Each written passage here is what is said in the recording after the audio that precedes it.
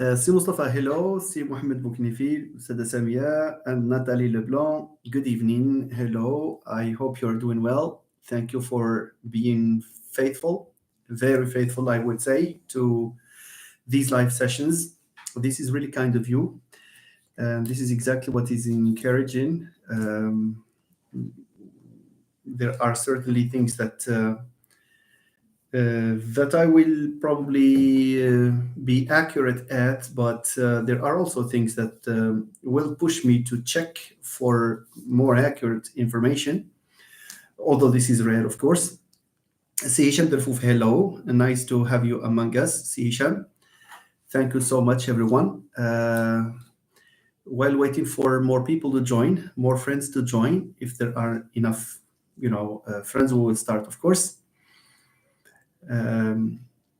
Would you kindly share the link to this video, this live video, with in your groups, for example, so that more people will see the live video and join us and enrich the discussion as you did. Ahlan Ustada Asma, she is with us. Hello, thank you very much, Asma Abaqi. I hope you're doing well. So hit the like button as well, so that the video will reach more people. In the meantime, I will continue the sharing process. Someone is sending me a message here. I know, see Mustafa, you do that by default. You are a very helpful and very generous, person. So thank you very much for these, courses of action that you take in order for the channel and the Facebook page as well. Used to do that also. Used to encourage the Facebook channel as well. So thank you very much once again. Hiba Hinawi or Hinawi, hello teacher. I hope everything is coming up roses with you. I just would love to thank you for your fruitful information that you always attempt to provide. Thank you very much, Hiba. I do what I can, of course. This is okay for me. It's also an opportunity to review some of the things I have not been in contact with for a long time. For example, phonology is a course that I have not taught for a very, very long time, and I rarely, taught for. It happened only once, so I taught phonology only once. But this is a field that I like so much that I continue to read on, from points of view that are different, from different theoretical perspectives. Well, the learning journey never stops. If anyone makes the claim that he has learned enough, tell him that you know nothing, my friend. Okay, nice. So thank you, Hiba. Thank you, everyone. There are 11 and now 12 people, 7 likes. Well, let me continue sharing in hopes that more people will join us. Okay, all right. So let me perhaps share this with.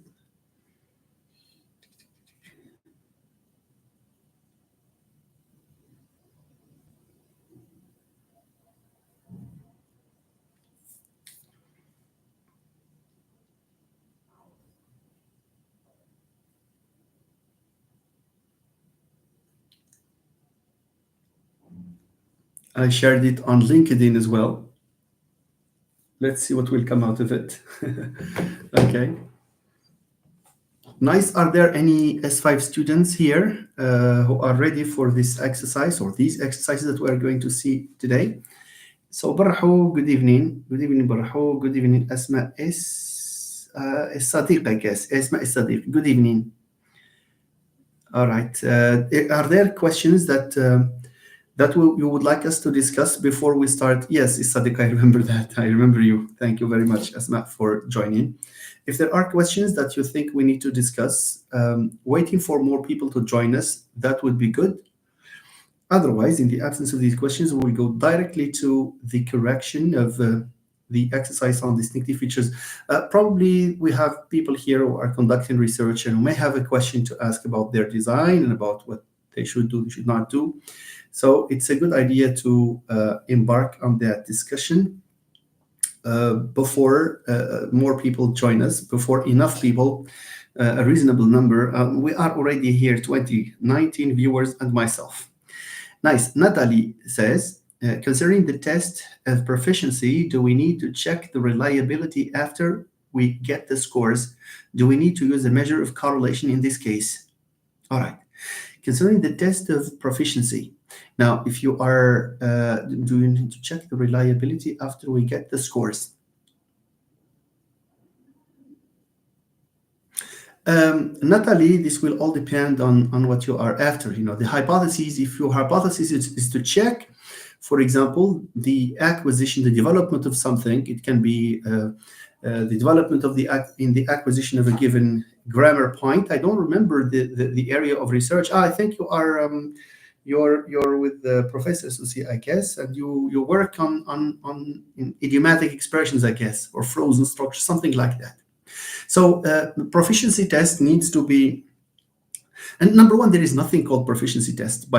It's not nothing called proficiency test, but what is a proficiency test after all? A proficiency test is a test that will allow you to classify students, on whether they are, they belong to the intermediate level, pre-intermediate, upper intermediate, etc., or A1, A2, C1, etc.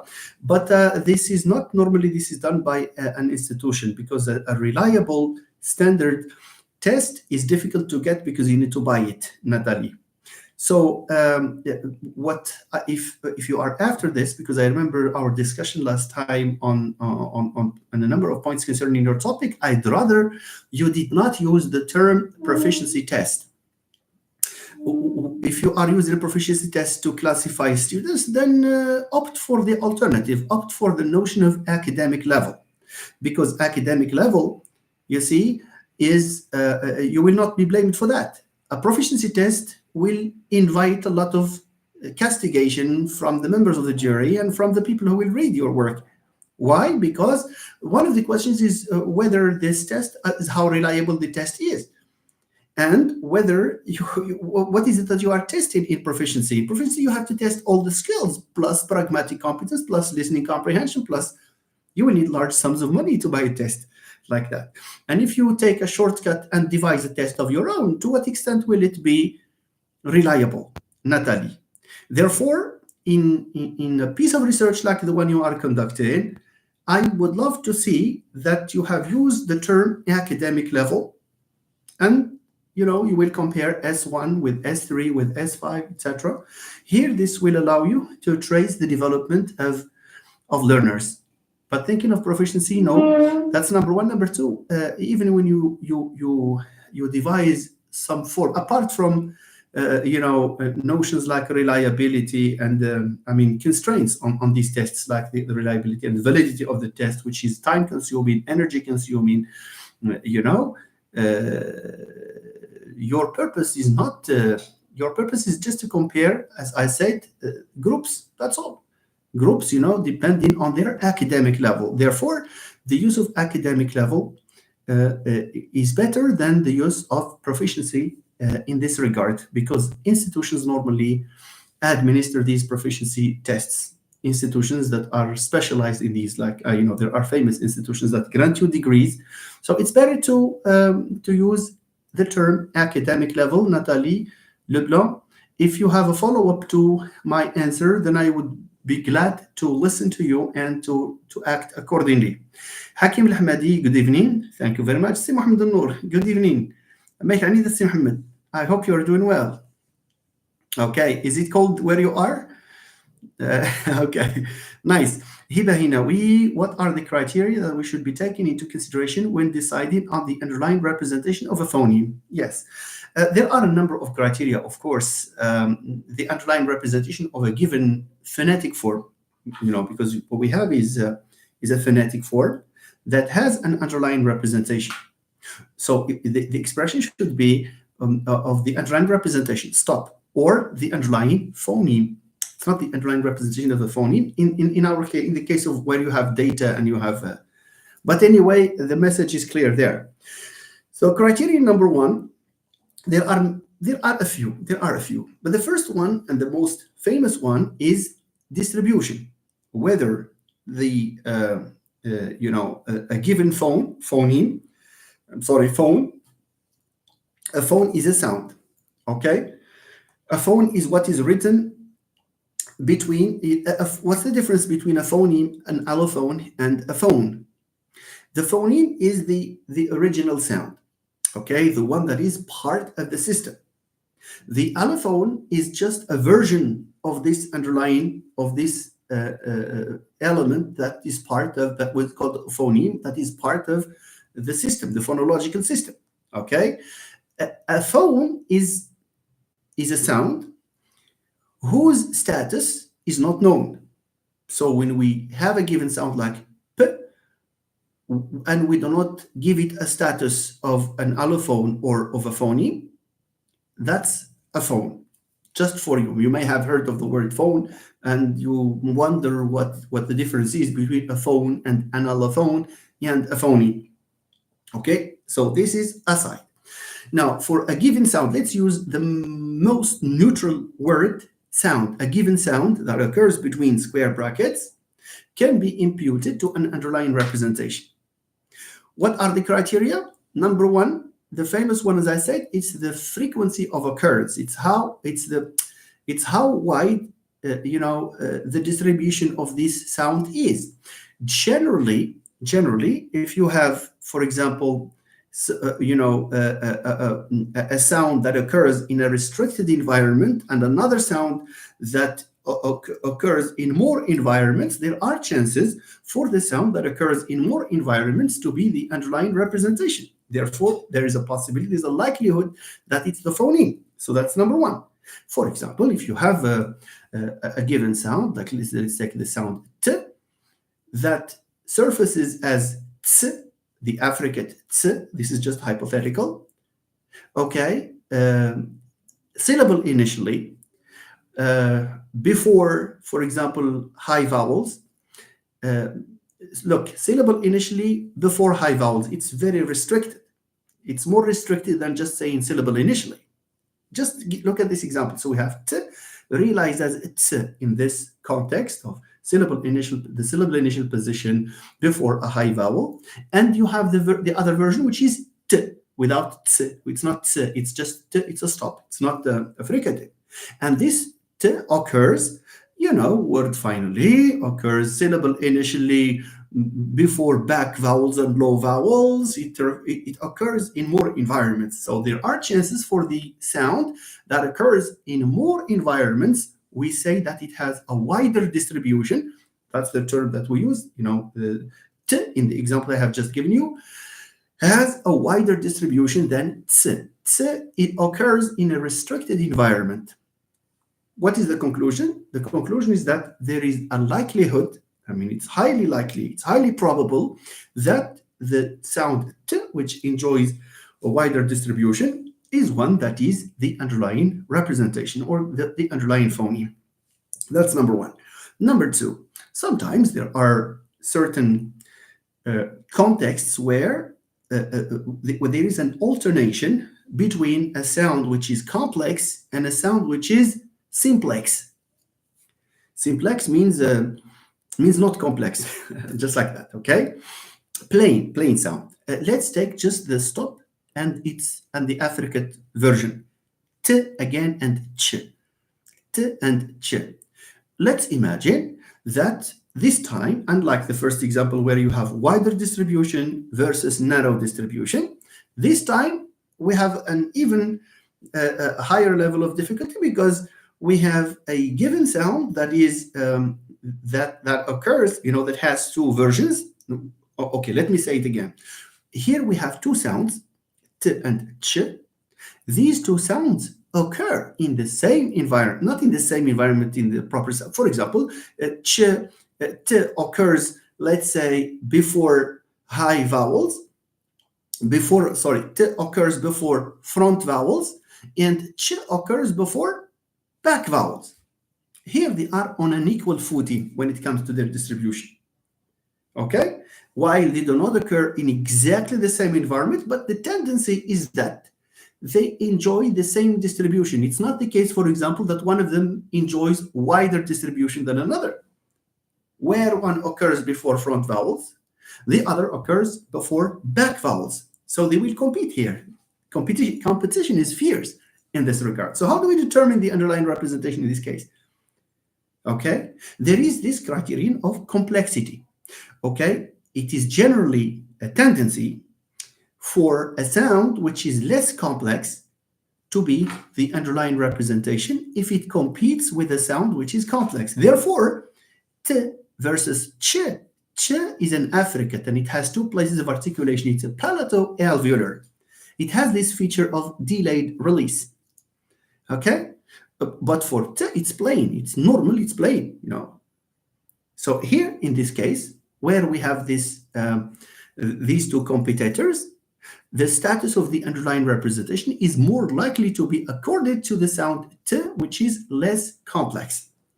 Conclusion, for criteria number 2, sounds that are less complex, that are plain, stand more chances for an underlying status than the sound which is complex. That's number 2. Number 3, some sounds are by nature widespread in languages, while other sounds occur rarely.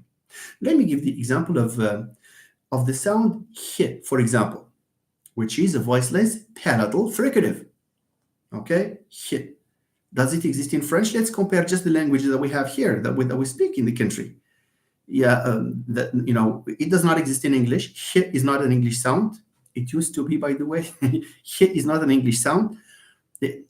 Yeah, h is not English, nor is it a French sound. So it does not exist in English. It does not exist in French.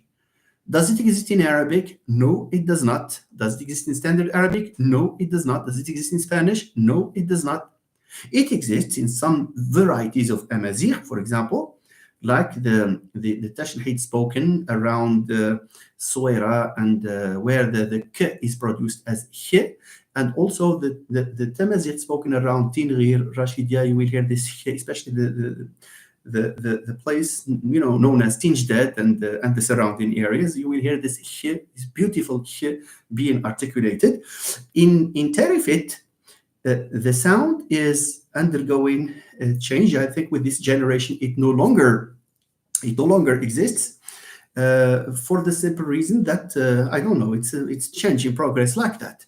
It exists, however, in one environment. I'm sorry, I'm opening this bracket. In Tarifit, the h sound occurs only when, because it's in Tarifit, the sound is pushed 1 point further.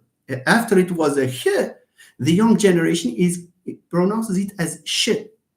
For example, the word I don't know. Let's take the prickly pear figs, الهندية, we call it in Arabic.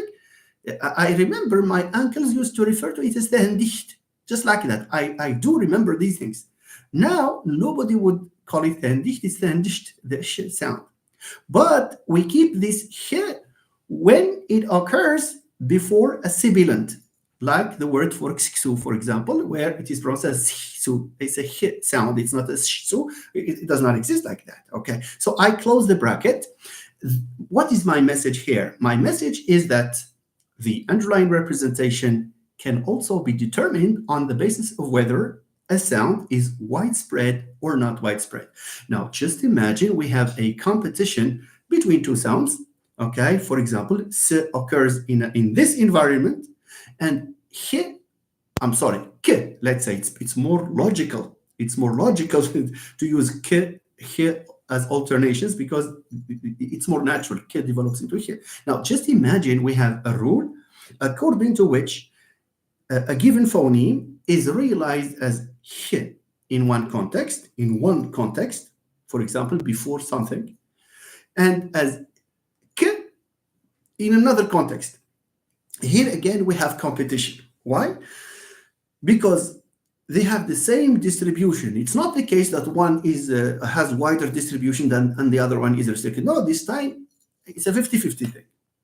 Okay, so therefore we resort to how natural. It's not natural, but let me say how widespread a sound is in languages, and this is what is referred to as markedness as a criteria. As what is markedness? By the way, it's not markedness, it's markedness. Markedness in phonology and in linguistics in general, a marked sound is a sound that is not usual, is a sound that is rare, is a sound that does not exist in the overwhelming majority of languages. If you take vowels, for example, can you say that a is marked? No, because a marked sound is one that is rare and that is not frequent in languages. So a exists in so many languages, so it's not marked. But compare the French u, rare, compare at least rarer than a, for example. U, you can find it in French, you can find it in Dutch, for example, le néerlandais. You have the u. In fact, if you the formal way of saying ye means you, it's u. When you say to someone u, it means you in a formal way because that's a sign of respect. Anyway, so this is a criterion for the determination of the underlying representation. Okay, the sound that is less marked is the one that is a candidate for underlyingness. A sound which is unusual, that is to say, a sound which is marked. So marked is the synonym of unusual. So a sound that is unusual or marked is more likely not to be the underlying representation. It's just a derived sound. You understand? Okay. So, but there is another one. There is another criterion, a yardstick, let's say, against which we can determine the underlying representation of a given sound. It's acquisition, language acquisition. Oftentimes, ladies and gentlemen, we have this alternation between l and r, two liquids. Now, in child language acquisition, which is more likely to be acquired based on the kids you have had at home or the family members who have kids, and based on the kids that you know that speak, that learn their mother tongue. In most languages, there is evidence that children, in the course of learning the sound r, that is to say, the retroflex liquid, in some languages, it's just a trill, r, like the Arabic. In English, it's retroflex.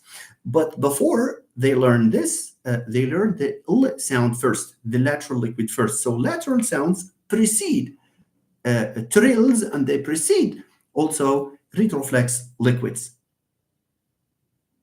The famous example I give to my students is that if you have any child in the family who is in the process of making his first attempts to pronounce the language, when you ask him to repeat a word where there is a l, for example, Karim, or they would say Kalim, the l sound.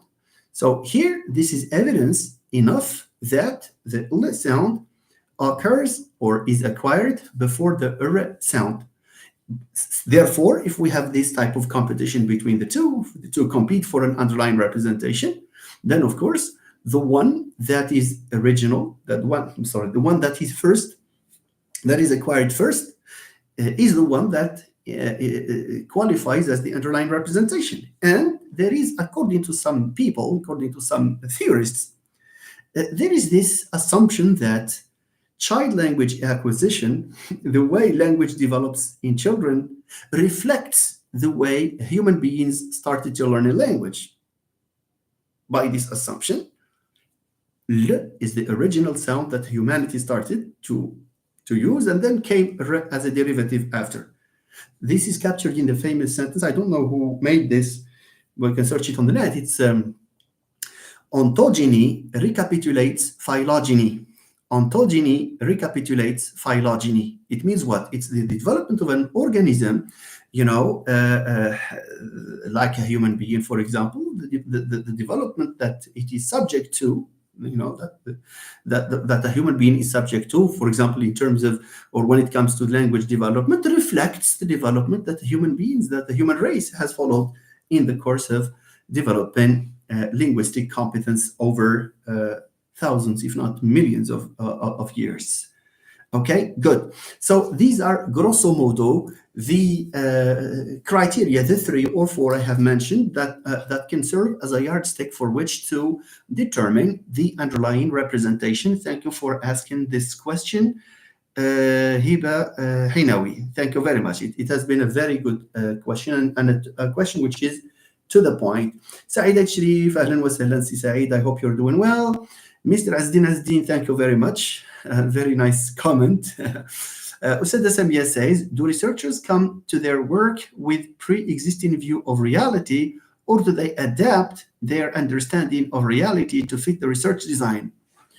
Samia, what a philosophical question. Okay, but then look, we never start anything from scratch. You see, we come with commonsensical ideas. We probably come with assumptions, some of which are founded, others are not founded, and it's the task of the researcher to discover, because we do our readings, we are informed with our readings. We also come to their work with the theoretical faith. You see, for example, somebody who is reared in the generative tradition would look at the world of language and language acquisition from this universal grammar point of view. Somebody who is reared in a functionalist school would look at it, at the same phenomenon, in different ways. Therefore, denying the fact that we come to a given research project, research enterprise, with no a priori knowledge amounts to a wrong statement. I'm sorry. Okay.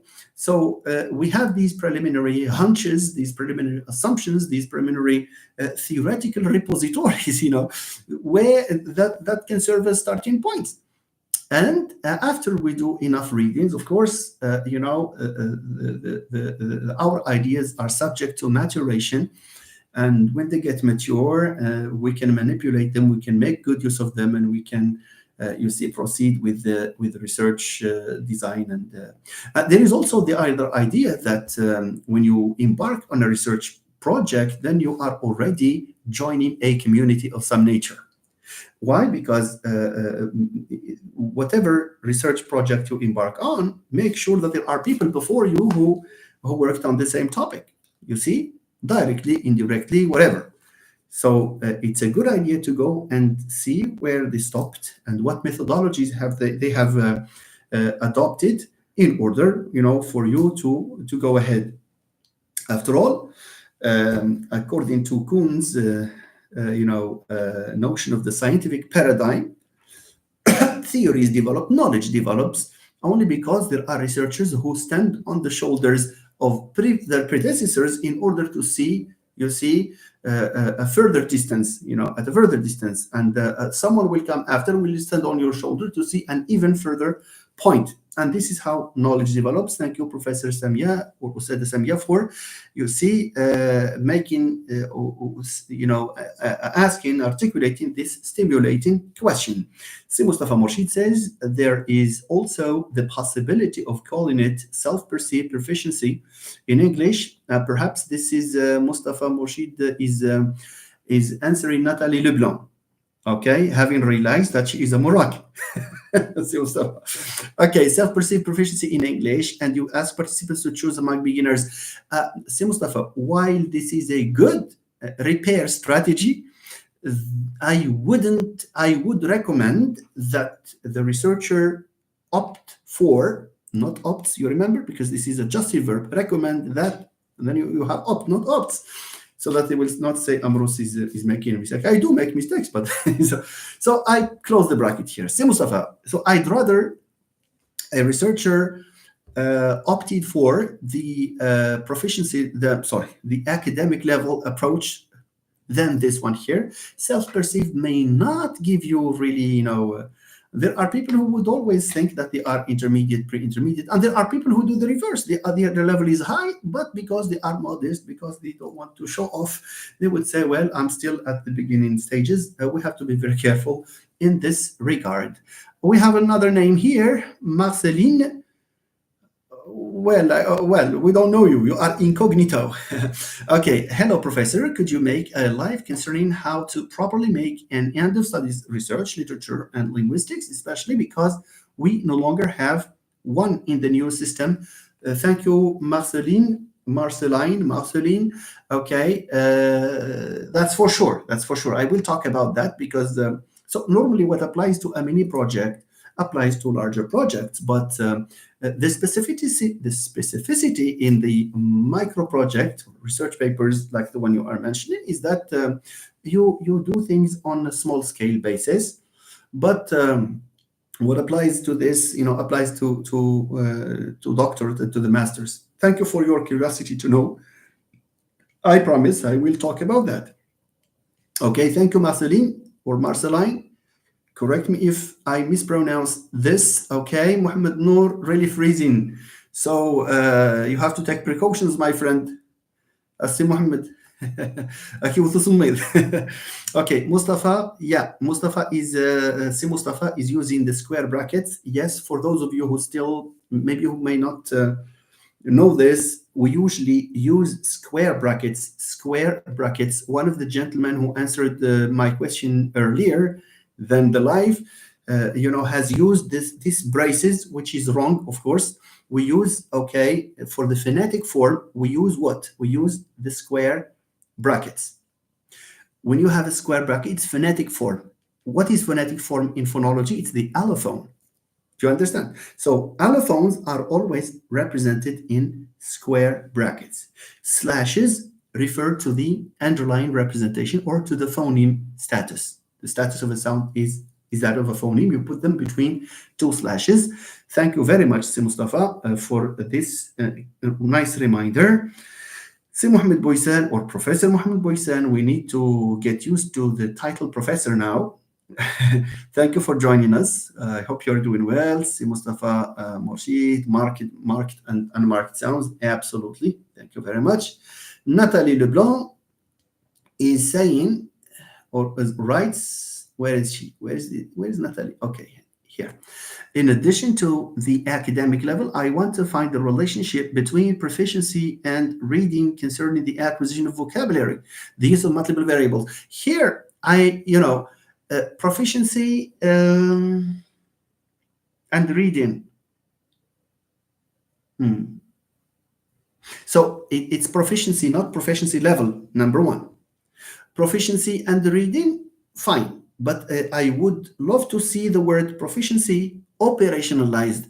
Is it proficiency in the form of written production, or proficiency in speaking, or a combination of both? In these, you have to be careful, Natalie, in using the term proficiency here. You need to operationalize this variable. What do you mean by proficiency, or how are you going? What aspects of proficiency are you going to use? Obviously, you will be using the ones that you think can directly be influenced by, maybe the treatment that you have given, if you have a treatment, or the strategies that you have used to teach those students, or the strategies that the students report that they are using. Okay, good. So in addition to academic level, I want to find the relationship between proficiency and reading concerning yes, that's good. So you have a hypothesis relating to academic level, and another hypothesis relating to students' proficiency. But don't call it proficiency level. That's number one. Number two, you need to operationalize the word proficiency. What do you mean by proficiency in your specific context? Is it reading? How are you going to measure it? You have to decide ahead of time, and you say why, especially that you need to relate it to maybe the use of vocabulary. So just take a decision in this regard. Get inspired from people before you, if there are any. And I wish you all the best, Natalie. Mustafa says, Natalie, are you going to use the MANOVA test? The use of MANOVA depends on the way she articulates her hypothesis. While that's a possibility, but now she's talking about correlation, which means that she will have an independent hypothesis where she can check the relation between the proficiency of the student and maybe the vocabulary learning strategies or something, something related to vocabulary. I don't remember exactly. Okay, good. Mohammed bin Khadra, oh, great professor, ever again. Wow, look, I feel flattered now. I do not know why do students love you. They love me because I love them. That's it. It's not unrequited love. It's mutual. Yet now, I know. Thank you very much, Si Mohammed bin Khadra. Thank you for writing this wonderful statement in my favor. Barakallahu feek. Thank you so much.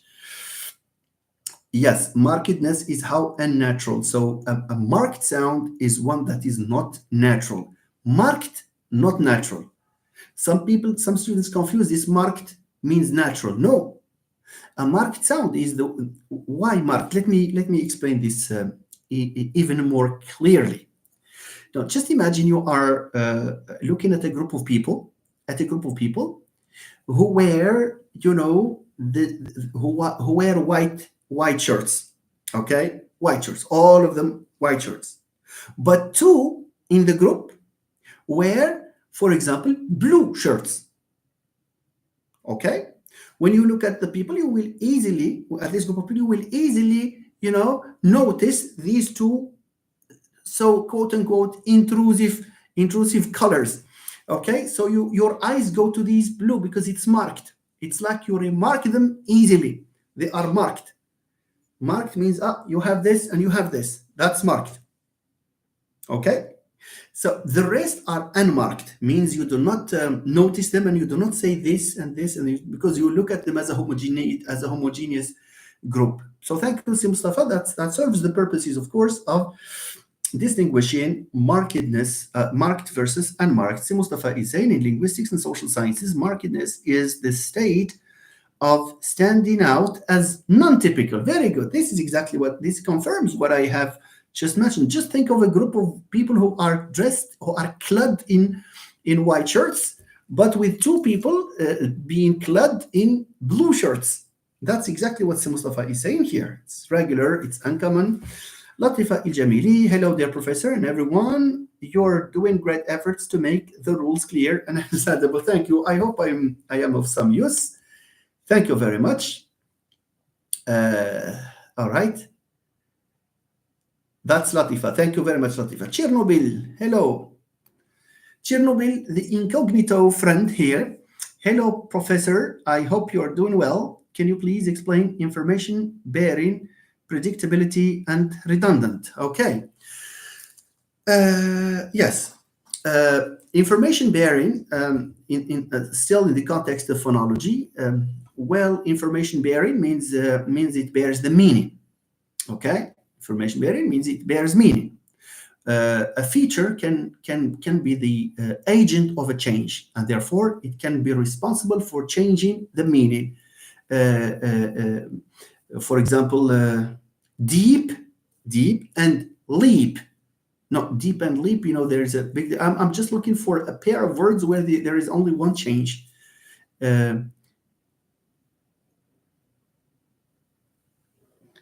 Dip to dip and tip. Dip and tip. The difference between the two words actually is only voicing. So here, voicing is a feature that is responsible for the the change of meaning. So we have here the phoneme t in tip, is meaning bearing because it occasions a change in the two pairs, because the meanings are obviously different. Now, predictability means what? Predictability is a word that is used when we talk about allophones. When a sound is an allophone of another sound, okay, we talk about predictability of occurrence. In fact, one of the characteristics of a phoneme, just imagine, for example, you have a general question, excuse me. On the day of the exam, you have a general question asking you the following question: what is the difference between a phoneme and an allophone? So you can refer to distinctiveness when it comes to phoneme. It's distinctive, meaning that we have two identical words, except for one sound. The change of one sound for another results in a change of meaning. This means that, okay, the phoneme here is distinctive. It has this distinctive property. For predictability of occurrence, It means that there is a rule. Okay, like for example, when you have the rule of of aspiration in English. So you aspirate a voiceless stop before a strong vowel or before a stressed vowel. Syllable initially before a stressed vowel. This is a rule. And the rule, if you apply it to key to for let's t, we're talking about t. For example, time, is it aspirated? Yes, it is. Why? Because I am following the rule. حيت قالها الرule. The rule says that. It means if you give me a word like, for example, type without pronouncing it, and you ask me to put to put aspiration to say whether it's aspirated or not, I can predict if it's going to be aspirated or not. Why? Because I have a rule. So predictability refers to having a rule. An allophone is always, you see, derived by means of a rule. You need a phonological rule to derive a phoneme. The rule in this case says aspirate. Look at this. We have a rule. Aspirate voiceless stops in English. Aspirate voiceless stops syllable initially before stressed vowels. Let's check the word, a word like important. Important, the P of important. Does it submit to the rule I have just mentioned? Let me see. So aspirate, a voiceless stop. I have P here. Is it a voiceless stop? Yes, it is. How rule? Z. Syllable initially is P here. Syllable initial? Yes, it is. علاش? Because say important. You see? So pour here, is syllable initial. Now, does it occur before a stressed vowel? Pour? Yes, it occurs before a stressed vowel. So I can predict, based on the rule that I have, I can predict that the P of important is aspirated. That's what we mean by predictability. And if you give me even a word that does not exist, nonsensical word, nonsensical. For example,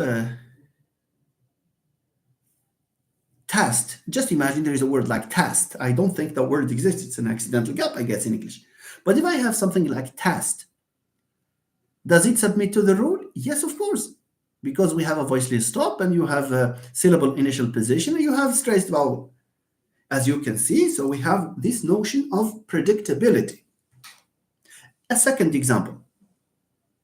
Now, when I say, for example, delete, let's take this from French. Excuse the spontaneity of these examples. I like to react spontaneously. It's better. Let's imagine a rule asking us to delete a vowel that occurs next to another vowel in French. Okay? So you have a word like garçon, and then you have the definite article le garçon, nothing happens, life is good, fine. But when you have ami, le plus ami, what do we have here? We have a VV structure, a hiatal structure or a hiatus. Therefore, there is a rule saying that when you have a V cluster, delete the first one, the prefixal one, the one that relates to the definite article. Now, this is a rule. Now, just imagine I have another word in French where two vowels meet. Should I apply the rule? Yes, I should. علاش? Because the rule here is predictable. A vowel becomes zero, that's deletion, in the context of vowel plus vowel or VV structure. Donc, this predictability is always linked to the existence of a rule. That's predictability. Okay, good.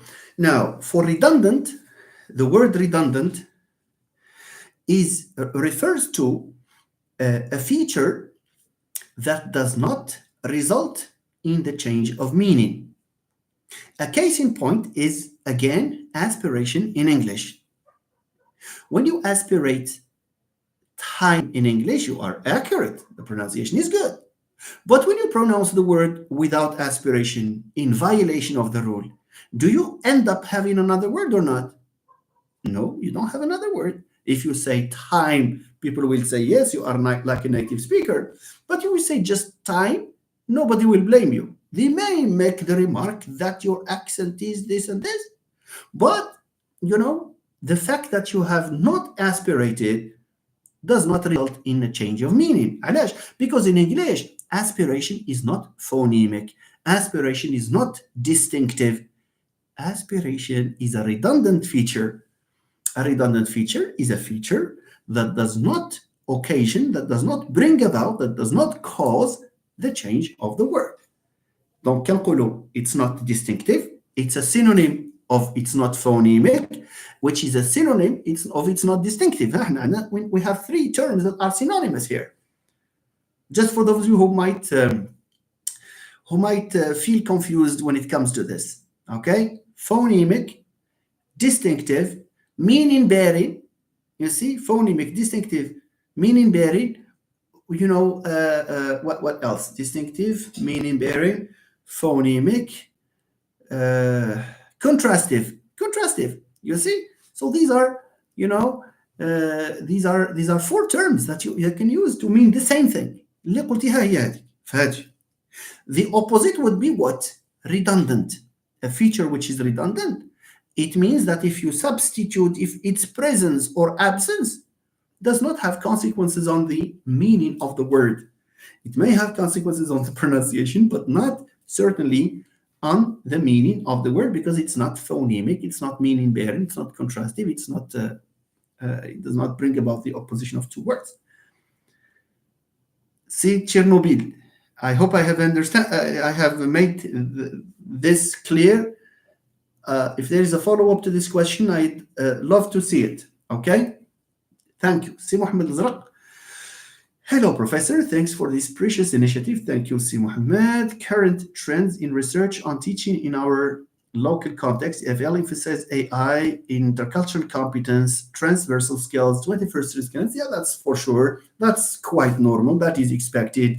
With regard to AI, I saw subtitles that are attractive, but there are others who are just about attitudes and about whether we can do it, we cannot do it. People seem to be reluctant to get into the heart of the matter. There is a whole literature that needs to be consulted, and the literature is proliferating day after day after day. Okay, yeah, there is this one here. There is also, intercultural competence again, and these are all relating to, the juncture. I mean, the 21st century, not exacerbated, but accelerated by the COVID-19 crisis. People started to think more about flipped learning, the use of technology in teaching and learning. I think these are factors that have converged. The 21st century, the development in information technology, the inception of AI, all these combine, and the crisis also. They combine to shape empirical thinking, not just in our country, but in different parts of the world. Most of the research in applied linguistics are favoring topics and their ramifications. Of course, there are certainly ramifications, especially when we talk about education and medium of instruction, and with English becoming the lingua franca of international communication. Si Morshid may not like this because he has probably another point of view in this regard, but okay, so we're expecting maybe the discussion to ensue later on.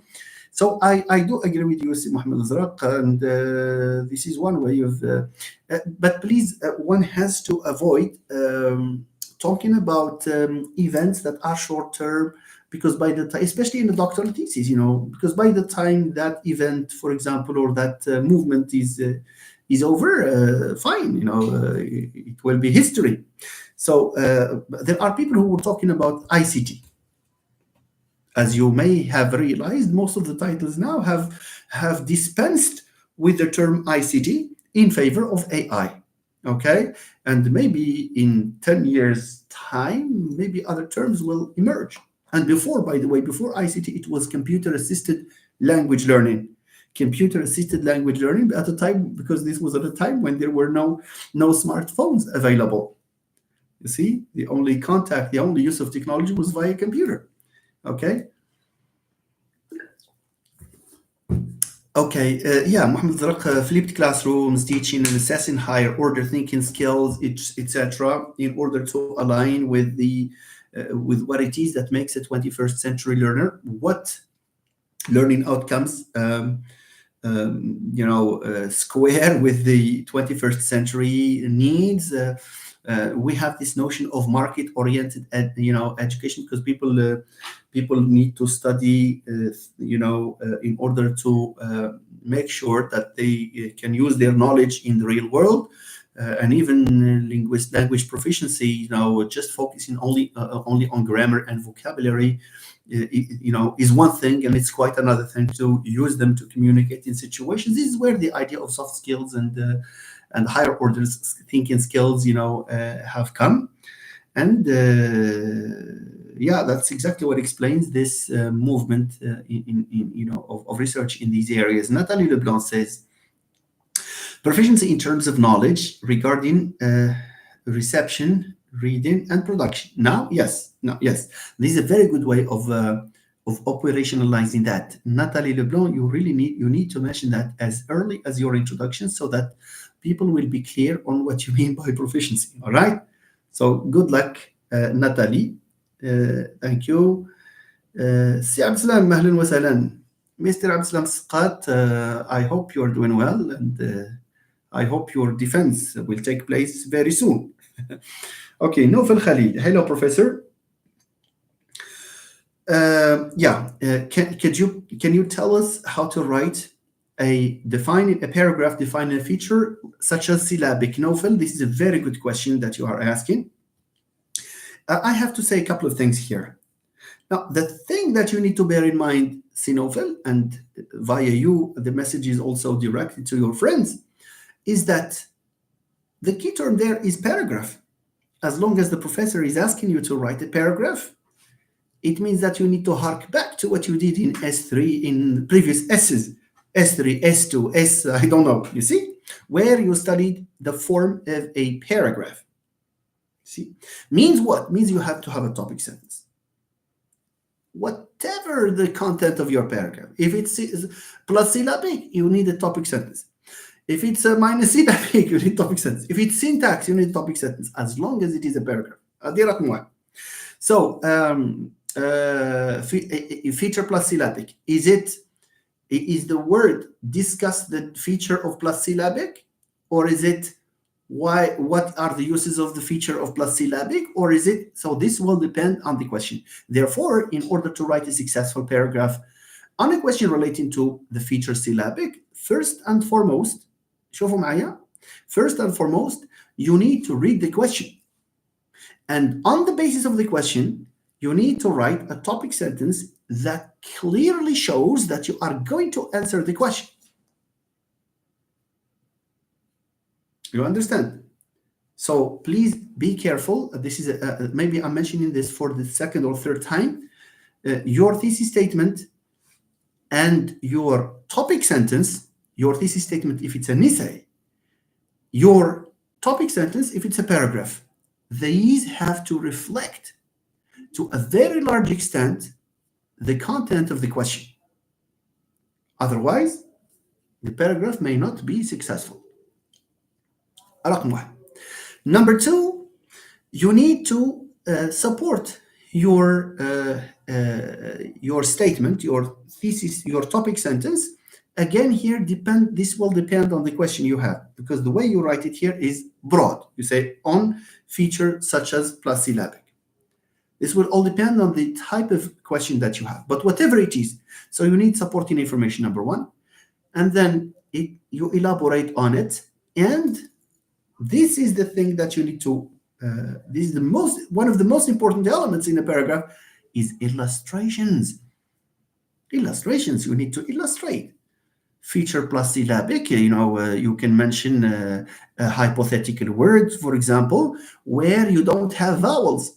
and you point out that this does not, there is no vowel, therefore the feature plus minus syllabic, is there.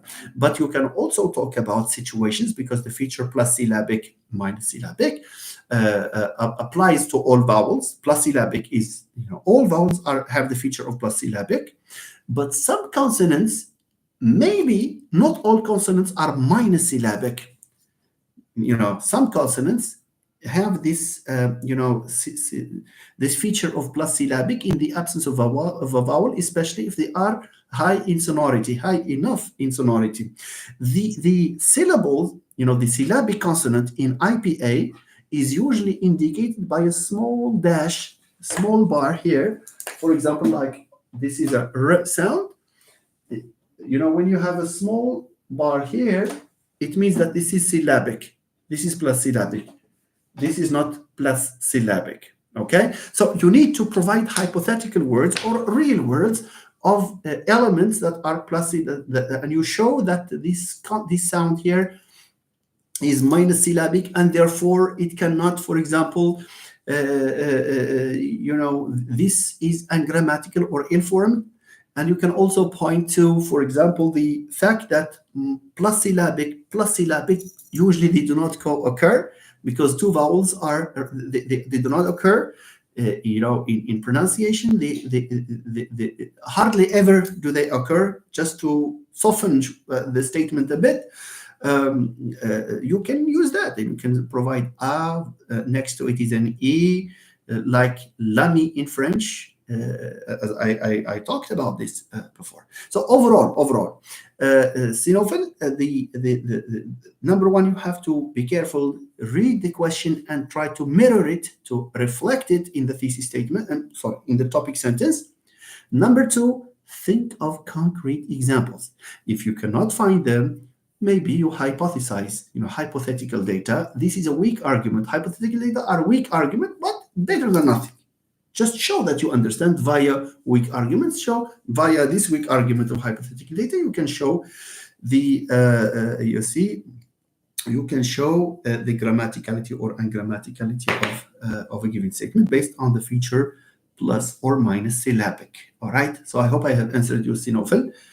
Mustafa, markedness.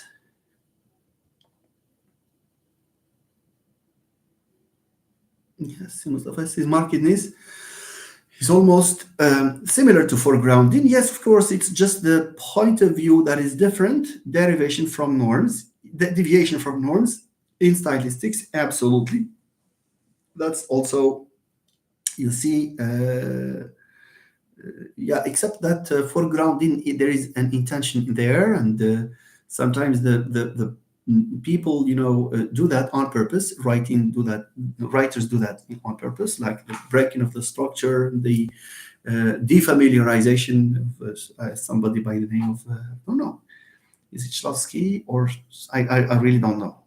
I don't remember the author, but I remember about this process of defamiliarization as a way of foregrounding, something. Okay, good. Rabi Al-Fadil, hello, Sirabi. Glad you are with us. Could you tackle the rule ordering and alpha notation? That's fine. Yes. For rule ordering, I will not hide it from you. I need a whole session just for this. Okay, just for this. For the alpha notation, we can talk about this clearly, and clearly, I mean directly here.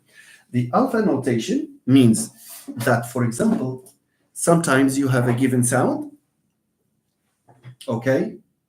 Let's say a given sound that becomes, okay, so something like this, minus voiced, okay, syllable, okay, minus voiced before a consonant which is plus voiced. You see, so we have a situation where a given sound becomes voiced before plus voiced, and it becomes minus voiced before a consonant which is minus voiced. I repeat this because I did not write it very well. There are situations where a given sound, for example, becomes voiced with plus voiced with plus voiced consonants and minus voiced with minus voiced consonants. So here, writing the rule this way is costly. It means the rule is a bit detailed. One way of doing this is to say that this consonant just agrees in voicing. Agrees in voicing means what? Means that if it gets out of here, gets out of the house, it walks. If it finds minus voiced, it becomes minus voiced. It finds sometimes another element which is plus voiced, it gets influenced also, it becomes plus voiced. So it all depends on the consonant that it will meet. So in order to shrink this rule, to encapsulate this rule in one single rule that is direct and that is economic, that is not costly, we use the alpha notation. Alpha means agreement. So alpha means agreement. Agreement in a feature. For example, you see, we say, for example, and by the way, this is also with vowel harmony. A vowel becomes back when it meets, for example, a back element like a k or a q or whatever, or kh, and it becomes front when it meets an anterior consonant, which is minus back. See? So here we say in this case that a given sound becomes, look at this, alpha voice. Okay, look at this, before a consonant that has alpha voice. I have transformed these situations to one which is straightforward and direct, and it means that there is agreement. Alpha here means that you can have, if you have a plus here, you have a plus here. If you have a minus here, you have a minus here. This is what the alpha notation does in phonology. For rule ordering, yes, there are examples, and there are, there is enough content that we cannot cover in this short period of time. So maybe I can talk about it in an independent session. Or those of you who would like me to talk about rule ordering as a topic for a live session, I do request that you send me a message in private, because my lives are driven by the messages that I receive. So Rabia, tell me if you and your friends would like me to talk about that in an independent session. I will do that with great pleasure. Maram, hello Maram. Maram is my student in S3, very eloquent and very, professional in the way she writes. This is really nice. So greetings, Professor. I have a question about research projects. For example, in research on religion in modern literature, how should we handle taboo or controversial topics essential to coherence, credibility? Look at how an S3 student writes her question. You see? Really amazing. So, for example, in research on religion in modern literature, okay, how should we handle taboo or controversial topics essential to coherence, credibility? I'm afraid I don't understand the last part, but you need to handle it the way people handle it in research, because there is this way. Whatever approach you adopt, you get inspired from people before you. A good piece of research is one that is inspired to a large extent by the previous researchers. So, madam, of course, you cannot start a piece of research from scratch. You need to do some review of the literature, and you will check, of course, how people handle that, because there are in literature there are different ways of there is Marxist criticism, feminist criticism, psychoanalysis. There are other different frameworks, of course, and you do need enough readings, you see, related to that, and then you can just choose the best way to go. Especially they are integral to the research, but provoke controversy. Yeah, a piece of research that does not provoke controversy is not good. So since it provokes controversy, you need to look into the respect in which this is controversial. Uh, Taboo words or not taboo words, there are, well, you see how they are treated by the others. You see, just see how people are treat them, and you treat these concepts, and you can just go ahead and do the same. I wish I could help in this, but I'm not specialized in literature.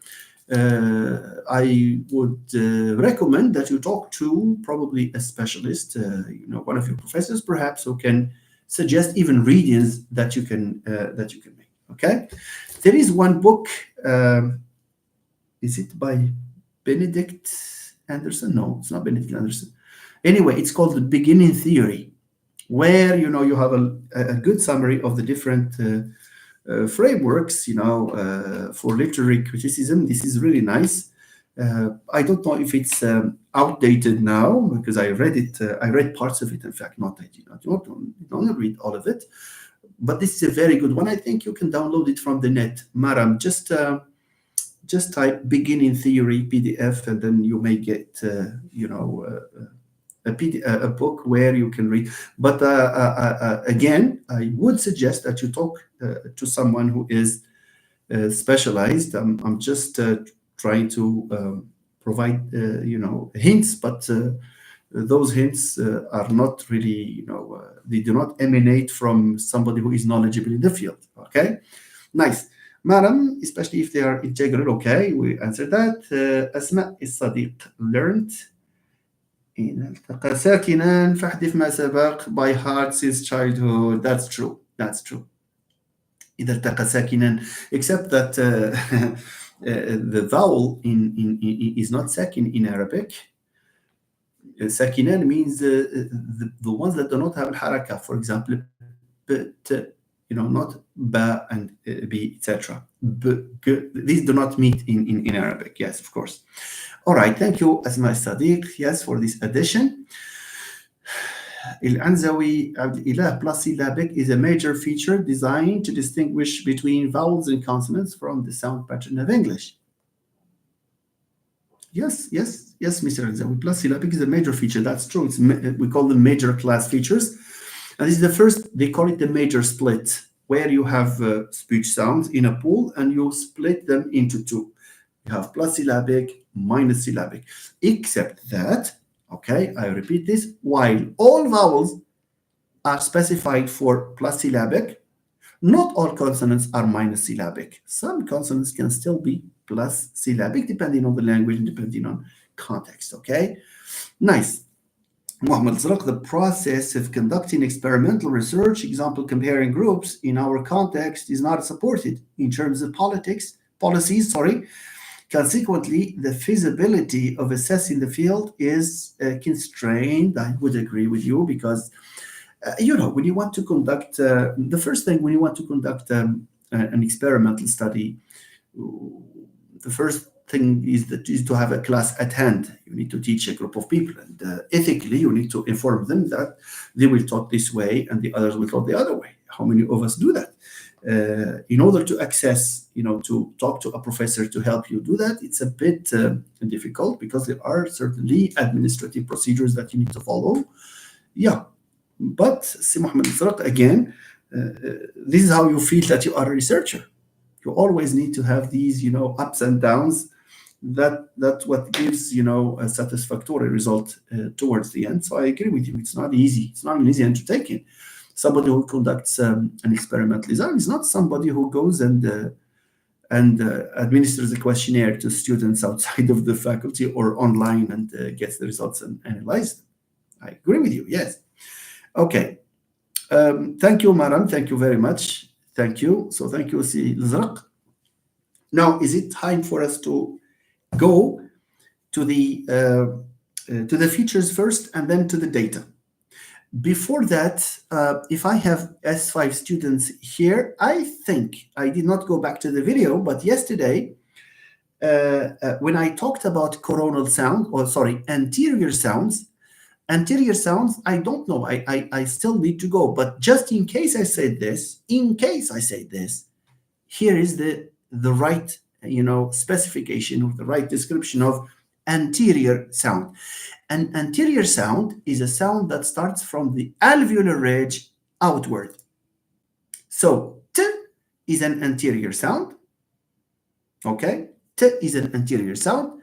Th is an anterior sound. But sh and j, because they are palatal sounds, yani they are from the alveolar ridge backward. So they are not anterior. Again, an anterior sound, understand it this way, anterior sound from the alveolar ridge outwards. From the alveolar ridge inside, it's minus anterior.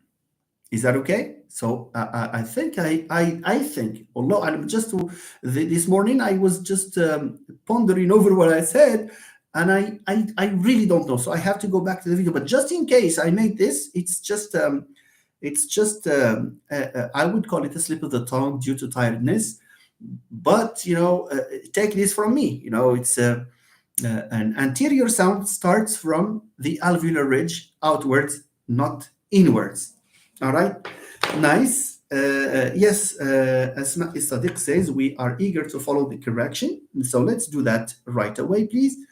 Okay, let's start with which one?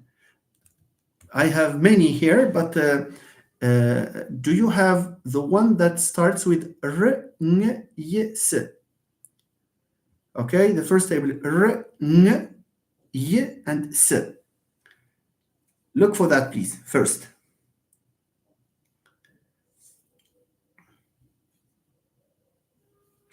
Zakaria Lulidi, before I leave, yes, we can discuss the concept of translanguaging. Okay, thank you. I will do that with great pleasure. Anterior sounds are alveolars, dentals, and labials. Look at what Hiba Hinawi says, which is true. That's true. So if you have a palatal, it's not an anterior. You see, a palatal is not an anterior. Because it has transcended the limit, of this region of alveolarity. So from alveolar outward, where you have alveolars, dentals, labials. So when you have a palato-alveolar or whatever, no, that's not an anterior sound. Okay, thank you. Okay, so please say yes. Please write yes if you are on the right table. R, n, y, s. Say yes, please. I will not proceed until you say yes. I need 2 or 3 yeses just to go.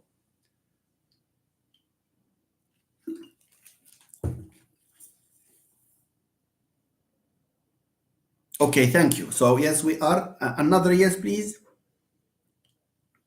Yes, that's fine. That's fine. Thank you very much. So let's go. So let's talk about the first one, which is r. R, the way it is transcribed here is minus syllabic, because if it were plus syllabic, it would be something like this. Look, r and something underneath. Okay? So it is minus syllabic because it cannot occur according to the IPA transcription there. It's a minus syllabic. The one that is plus syllabic is this one. Okay, good. So let's go. Is r consonantal? Yes, for obvious reasons. So yes, when I say yes, it means it's a plus. When I say no, it's a minus. All right. Is r a sonorant? Yes, it is. I seize the opportunity to distinguish sonorants from obstruents. Sonorants, if we exclude vowels, because vowels are the most sonorous, of course they are sonorants, of course that too. But among consonants, we have nasals, glides, liquids. Nasals, glides, liquids. They are noisy. They are noisier than stops and fricatives. M is very loud. Is louder than D. Even if D is voiced, it's still not as loud as M or R, or where you have a lot of vibration here and you will have some turbulence, more turbulence to the ear. So we say that R is a sonorant. So it's a plus sonorant. Is R a nasal? The answer is obviously no. Okay, thank you, Sirabia. Thank you. He's responding to probably an answer that I gave him about the alpha notation. Is R lateral? No, it's not, because we have two types of liquids. R is a liquid, yes, but it's not a lateral. In English, it's a retroflex liquid. A lateral liquid is L. Why do we call it a lateral? According to a video I mentioned, I uploaded a long time ago. Lateral is the adjective that comes from side in Spanish. Well, in French, we have un côté, and you have the adjective latéral. D'où les airbags latéraux. Les voitures. Les airbags frontaux, les airbags latéraux. Okay? Latéraux means to the sides. Bilateral relation. So, L is lateral. علاش lateral? Because in producing it, when we pronounce L, if you say L for 5 seconds, you will realize that you have blocked one side of your mouth and you have allowed the air to flow from just the other side. Say L for long, you will realize this. علاش سميناها lateral? Because the air flows through one side. Okay? Nice. So it is plus lateral. Is R a continuant? What is a continuant? A continuant is a sound that we produce with a continuous flow of air. So L is a continuant. There is no blockage. There is no restriction. There is partial restriction, not total restriction, not total blockage. Yes. Yes, Rabia, send me a message to my so on Messenger, and I will be glad to talk about ordering. That's for sure. All right, so continuant. So R is a continuant, so it's plus continuant. Is R anterior? Yes, it is anterior, because it's lateral. Yes, but it's also alveolar, because you will feel that the blade of the tongue sticks to the alveolar ridge. So it is, of course, plus anterior. Is it coronal? Is it coronal? Yes, it is coronal. Yes, L is coronal. علاش coronal? Because the blade of the tongue, the blade of the tongue, it's like a crow, as I said yesterday. So it is plus coronal there. Yes. Natalie says about continuant is that it is produced without closing off the oral cavity. Thank you, Natalie. That's good. Sami Bilhaj says, Dr. Amruz, I attended your lecture at our faculty in Meknes, where you mentioned this channel. Happy to join the live stream. Thanks for sharing. Yeah, thank you very much. Indeed, and you are welcome, Sisami. If you have questions, requests, please feel free to send a message in private. Thank you very much once again. So let's continue. R, is it coronal? Yes, it is coronal. So we are done with the R sound. If there is anything that you think I should repeat, please let me know. Now for N, the N sound, the velar, the voiced velar nasal, is it plus syllabic? No, it's not plus syllabic. It's minus syllabic by virtue of not being a vowel. So it's not a vowel. And it does not have this diacritic underneath. So it's minus syllabic. Is it consonantal? Yes, it is consonantal. Is it a sonorant? Because it's a nasal, and because sonorants include nasals, liquids, glides. N is a nasal, so it's a sonorant. Okay, it's a sonorant. N is a sonorant. Is it a nasal? Yes, it is. Because in producing it, we block, we make this full blockage at the level of the oral cavity, and there is a low velic closure so that, the air continues through the nose. So N is, of course, a nasal cavity. Is a nasal sound, sorry.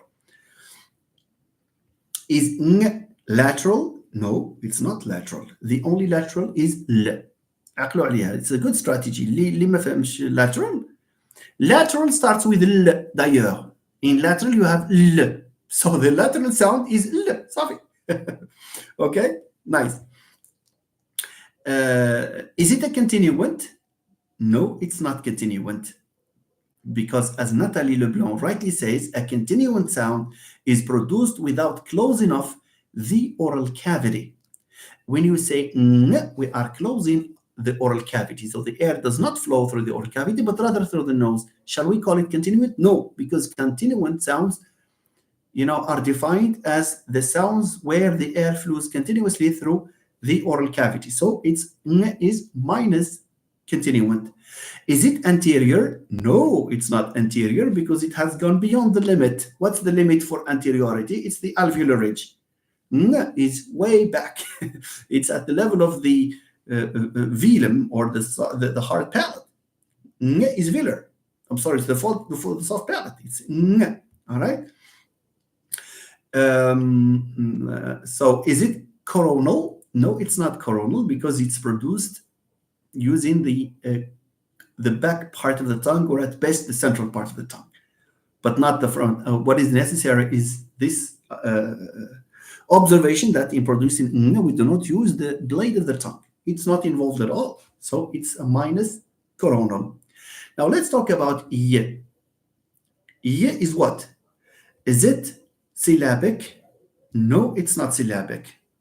And it can never be syllabic because glides always occur either as onsets or codae or codas. The two plural forms, I guess. Yeah, the two codas or two codaes. It's codaic or an onset. So minus syllabic. They can never serve as peaks of the syllable. Y is a non-syllabic. Is y consonantal? Yes, it is, because this it has both consonantal and vocalic features, except that they are never plus syllabic. Okay, that's the only thing that makes them. There is a process that is not well known. It's when a vowel transforms to a glide. We can either call it glide formation. Look at this. Another term is to call it desyllabicization. Means what? Means you take a vowel and you usurp it of its plus syllabic feature and it becomes a glide. That's all. Anyway, so glide, the glide y is minus syllabic plus consonantal. Is it a sonorant? شحال عندنا من sonorant؟ عقلوا على ثلاثة. Sonorant we have nasals, glides, liquids. Y is a glide, so it's a sonorant. Say, okay. Is it a nasal? No, it's not a nasal. Y is not a nasal. Is it lateral? No, it's not lateral. The only lateral that you have is L. صافي تهنوا من هاد lateral. L, which starts with L, lateral, so it's L. Okay, that's how you remember it. Is Y a continuant? Yes, it is a continuant because there is this air that comes through the oral cavity. Is it anterior? Y is not an anterior because it's palatal. It's not alveolar. Is it coronal? No, because the coronal sound is one that is produced by means of the blade of the tongue. Here, it's y is not produced by the blade of the tongue, so it's minus coronal. S sound, is it syllabic? No, it's not syllabic. Okay, it's minus syllabic. Is it consonantal? Of course, it is consonantal by virtue of being a consonant. Is it a sonorant? نوقفوا هنايا. C'est quoi sonorant? Liquids, glides, nasals. It's not a glide, it's not a nasal, it's not a liquid, so it's minus sonorant. Is it a nasal? No, it's not a nasal. Is it a lateral? We have only one lateral liquid, Selena, okay? Is it a continuant? Yes, as Natalie rightly says, when we produce a sound, a consonant with continuous flow of air, it's a continuant, so it's plus continuant. There is no blockage, so it's plus continuant. Is it an anterior sound? Yes, because it's on the limit, on the border. Okay, which means that it is considered as a an anterior sound. Okay, is it a coronal sound or coronal sound? Yes, it is, because when you produce s, we use this blade of the tongue. It is plus coronal or coronal. Okay, now let's move on to the discussion of these vowels, of course. Now, for the vowel a, is it high or low? A is a low vowel. Okay, a is low. All right, a is low, so it's minus high. It's plus low for obvious reasons. Is it front or back? It's minus back. It's a front vowel. It's a low front vowel, actually. Low front vowel. There are some analyses that call it, generally, phonetics textbooks would characterize this as a front vowel, low front. But there are treatments that would make of it a back vowel, because what happens is that between the front vowel and the back vowel, we don't have a clear-cut distinction. They are continua, okay? Especially as we move from British English to American English, where you have that is further back, and you have the there that is a transformation of an O. You see? So here, but for reasons of because these are decontextualized, it's a front vowel, just in conformity with so many textbooks. Okay, so here and then rounded, is a rounded? No, it's not rounded, because when you produce it, you do not purse your lips. All right, good. So let's move on to the next one. We have O. O, is it high? No, O is neither high nor low. It's somehow in the center. So it's minus high. Is it low? Not very low. It's mid-low. So it's minus low as well. Okay. And then is it back? Yes, it is back. It's not a front vowel. It's a back vowel. Is it rounded? Yes, it is rounded, because it's an O. You feel that there is this, pursing of the lips. How about U? U is a high vowel, so it's plus high. It's minus low because it's plus high. Automatically, it's minus low. Is it a back vowel? Yes, of course, it is a back vowel. Is it rounded? Yes, it is plus rounded. So we have finished this. We move maybe to the next one, ladies and gentlemen. Okay. Let's move to the one that starts with B, N, Y, L. Okay, can you just go there, please? I have a sip while you look for the chart.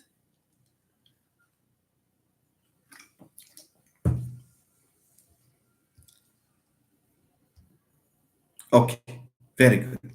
So we have B. Is it plus or minus syllabic? It is minus syllabic because it's a consonant, and we don't have any indication of its syllabicity or its syllabic nature. Is it consonantal? Of course it is consonantal. So it's minus syllabic plus consonantal. Is it a sonorant? Is the sound B a sonorant? Remember that sonorants, we have three categories: liquids, glides, nasals. Since this B here is none of these, it's minus sonorant. Is it a nasal? No, it's not. Is it a lateral? Remember that we have only one lateral. It starts with L, so our dear L is the only lateral. So it's minus lateral. Is it a continuant? No, because it's a stop. The air is blocked in the oral cavity, so it's a minus continuant. Okay. Is it an anterior sound? Yes, it is an anterior sound. Why? It's because it's produced from the alveolar ridge outwards, antérieur, la partie antérieure. It means الباب هو الalveolar ridge, okay, from there to the gate and the garden, and so imagine, but inside is the main door, okay, so it's anterior. All right, yes, B is an anterior sound.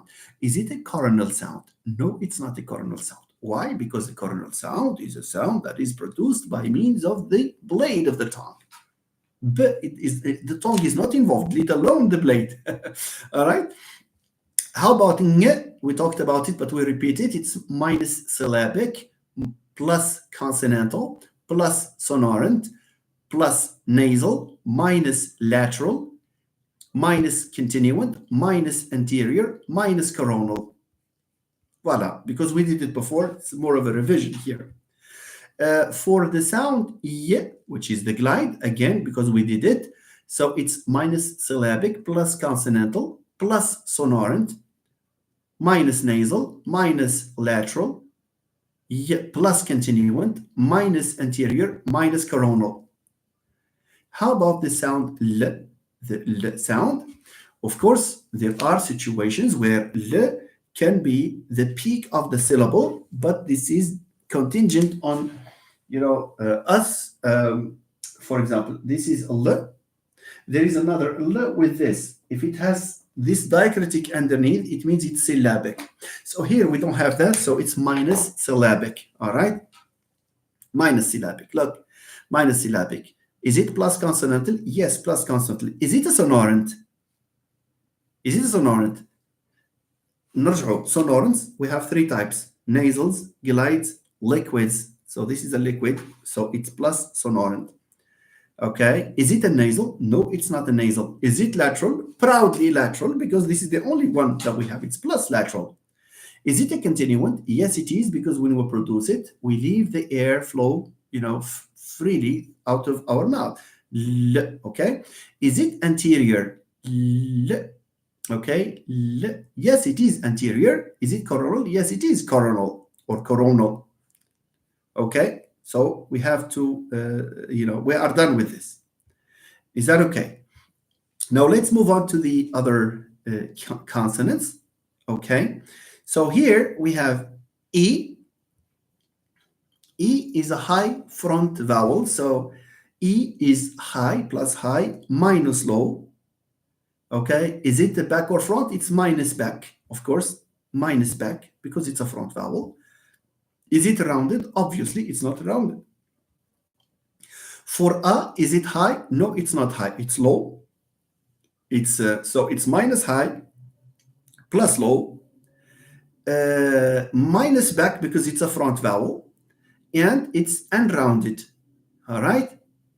In fact, the difference between this A and the one that you have below is that one of them is rounded and the other is not. So the last one, the E there, is plus high. Okay. Yeah. So we have so it's not plus high. Sorry, it's minus high because it's a low vowel. So minus high plus low.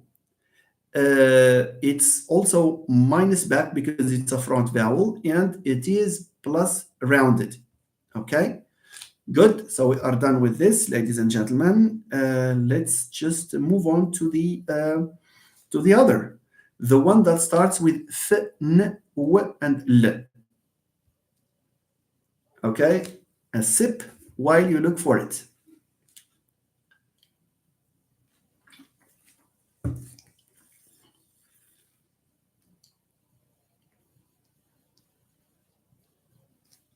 Okay, I think you have it. Yeah, Natalie says yes. So f, is it syllabic? Obviously, because it's a consonant and it does not have the diacritic, automatically minus syllabic. Is it consonantal? Yes, it is plus consonantal. Is it a sonorant? Sonorants, ثلاثة. فكروا في ثلاثة. Glides, liquids, nasals. F is none of these, so it's a minus sonorant.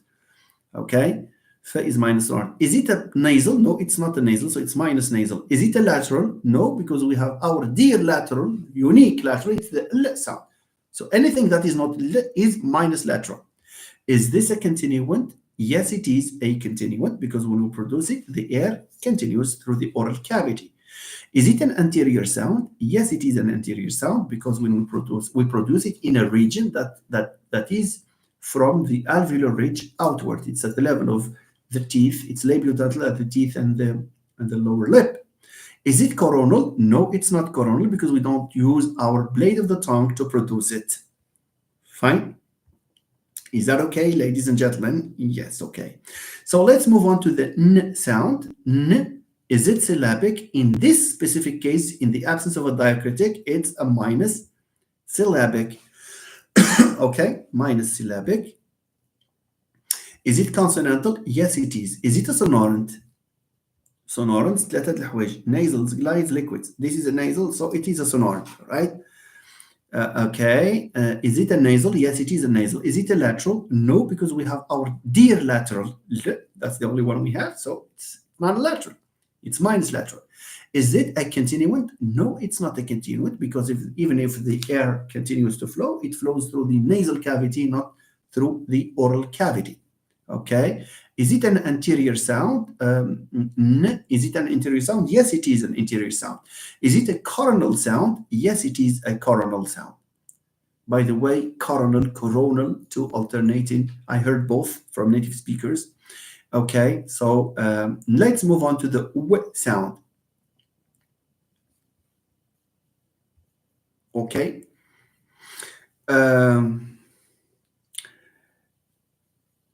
Wait a minute. For the w sound, let's talk about its.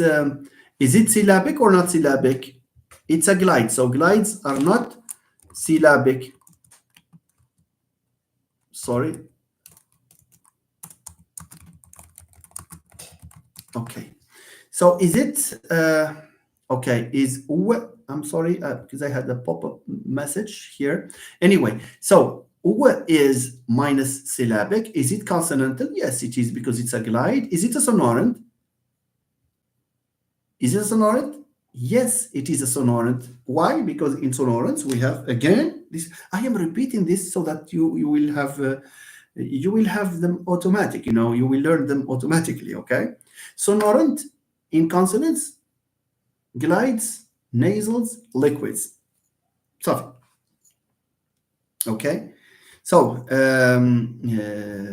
w is a sonorant. Is w a nasal? No, it's not a nasal. Okay. Okay. Well, w is not a lateral. Is w a continuant? Yes, because according to Natalie's definition, in fact, I like the way she defined that. So in pronouncing, we allow the air to freely move out to the mouth. This is what we call an egressive airstream mechanism. It's egressive, and it's unblocked, so it's fine. Here we can talk about a plus continuant. Is an anterior sound? What is phonetically? العنزاوي عبد الله, yes, of course, vowels are also sonorants. هادوك they are sonorous, not even sonorants. Yes, we can classify them as sonorant. For example, if there is a rule, سي العنزاوي, مثلا عندي واحد الرول, I have a rule that says that X becomes Y before, إلا شفنا it occurs before vowels, nasals, and liquids. مثلا نقول they occur before sonorants. Of course, yes. But شوف, by default, vowels are sonorants by default. Okay, nice. So here, بلاتي نزيد هذه السي العنزاوي because he asked a very important question.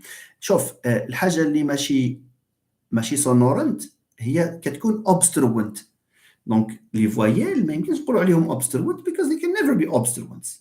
Okay, the elements that are non-sonorants are obstruents. Okay, so vowels are sonorants, of course. All right. So here, we talked about syllabic. We say now that is minus syllabic plus consonantal plus sonorant minus nasal minus lateral plus continuant minus anterior. علاش minus anterior? Because we describe شنو هو in phonetics? It's a voiced labio-velar glide. Labio-velar. This is a case of secondary articulation, where you have two articulations. You have at the level of the lips, but the major articulation occurs back because it's the central part of the tongue, or the back part of the tongue, raises towards the velum. So here we cannot call it an anterior sound because at least 50% of it is articulated in the back part of the mouth. So it's minus anterior. Is it plus coronal or minus coronal? Obviously is minus coronal, because we do not use the blade of the tongue, the front part of the tongue, I mean, to produce it. Okay, let's move to L, our dear L. Is it syllabic? Here it's minus syllabic. Is it consonantal? Yes, it is plus consonantal. Is it a sonorant? Yes, it is a sonorant. Sonorants فيهم ثلاثة. You know them now. Is it a nasal? No, it's not a nasal. Is it a lateral? Proudly a lateral. Yes. Plus lateral. Is it a continuant? Yes, it is a continuant. Is it an anterior? Yes, it is an anterior. Is it a coronal? Yes, it is a coronal or a coronal. Okay. Now, let's move on to the vowels that we have here. We have E, O, and then you have U. Okay. The one that is written as Y is not a Y, it's a U. It's like tu in French. Okay. So, okay.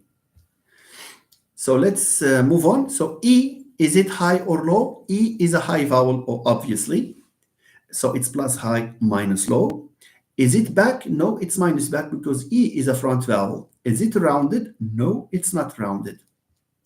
High. So O, is it high? Normally it's mid-high. So it's mid-high. It's not really high. It's mid-high, which means that it's minus high. This one is minus high because it's just mid-high. It's not really high. Is it low? It's minus low. It's not low. And is it a back vowel? Yes, it is a back vowel. Okay. It is a back vowel. And is it a rounded vowel? Yes, it is rounded, because when we produce it, we purse our lips. How about U? The French U, like tu. The U is a high vowel, of course. The difference between, look at this. Let's just, for you to understand this, I find all sorts of means to make students understand when I can, of course. شوف, I am sure you have family members among the elderly, for example, who are family members of yours. They may live in France for some time, and when they come back, their articulation, for example, pour dire, okay, la nature, the U is difficult for them. They pronounce it as la nature, something la nature. Tu vas partir, tu vas où, au lieu de tu vas où. The U is difficult for them to articulate. Now, why? Why do they say I, tu vas, not tu vas où? It's tu vas où. Because the difference, look at this, it's unconsciously, just to see how amazing language is and the computational system is. The difference between, so they choose to substitute U, the French U, they substituted for the nearest sound possible, which is E.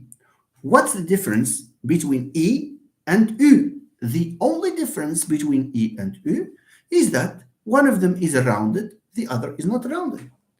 Aslan, U, c'est un I, mais avec, un arrondissement dial, les lèvres. You understand? It's with the pursing of the lips. Okay? So, it's very easy now to describe the sound U, the Y, the one that is written like Y. So say what you say about E, high front vowel, but say that it's rounded. The other one is not rounded. That's the idea, okay? So let's go back to our chart. Here what we have is U. Is it high? Yes, it is high. So plus high, minus low. Is it back? No, it's front vowel. So it's minus back. Is it rounded? Yes, it is. Okay? Very good. Nice. Yalla, would you like us to move to the other one, please. Yalla, go to the one that starts with M, J, and then L. You go. While I have a sip, you look for the picture, the photo, where, the screen or whatever. The screen means the screenshot. Okay, let's start again, please. If you are all set, we start with M, the sound M. Is the sound M syllabic? The answer is initially it's not syllabic, it's minus syllabic. If it's syllabic, it means we indicate it with a little bar underneath. So this is minus syllabic, okay? Though there are situations where M can serve as the peak of a syllable, but we need to indicate that by the diacritic. Now, is it consonantal? Yes, it is, as long as it's not a vowel. Plus, so minus syllabic plus consonantal. Is it a sonorant? Yes, it is a sonorant. علاش it is a sonorant? شوف, on the day of the exam, think about this. A sonorant, 3 groups. Liquids, glides, nasals. Liquids, glide, nasal. Sonorant égal à liquid or glide or nasal. ما دون ذلك, no sonorant. It's an obstruent. Okay, of course, vowels, of course, لأن sonorant is a characteristic of consonants, in fact. Vowels, by default, they have this sonority. Okay, good. So let's, so M is minus syllabic plus consonantal plus sonorant because it's a nasal, plus nasal, minus lateral because we have our unique lateral, which is L. كاين lateral واحد اللي كاين. Is it a continuant? No, it's not a continuant because the blockage is not at the oral cavity. Continuant, you have the word continue. The air continues بالحق ماشي من nose. It's from the oral cavity. Okay. Is it an anterior sound? Yes, it is an anterior sound. It's plus anterior. Why is it anterior? Because any consonant that is pronounced from the alveolar ridge outwards is an anterior sound. Okay. Is it a coronal sound? Sorry. Is it a coronal sound? M is not a coronal sound at all. Because coronal, la couronne ديال la langue,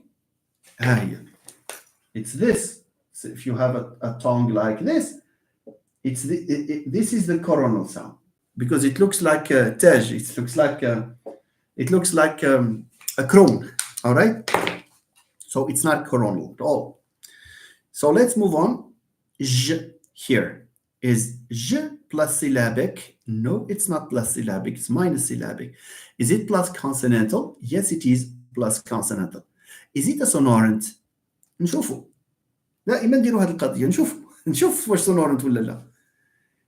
Is it a nasal? Is it a glide? Is it a liquid? J is not a nasal, not a glide, not a liquid. So it's not a sonorant.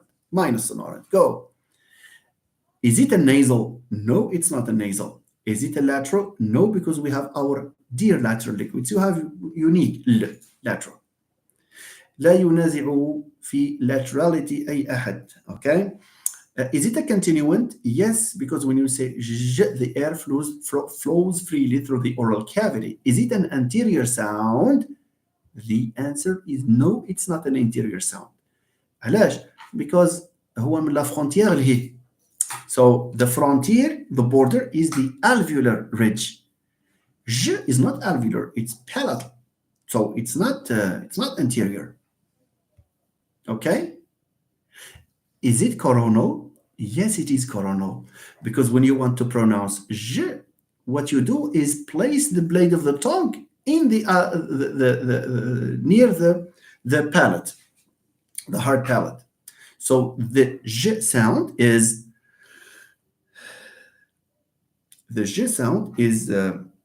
minus anterior plus coronal. And I have to open a bracket here for those of you who would like to know, some facts about Arabic. I guess you remember the difference between al-Qamariya and al-Shamsiya. Okay? Why is it that we say الكتاب الجمل, but we say التلفزة الساعة, etc. Okay?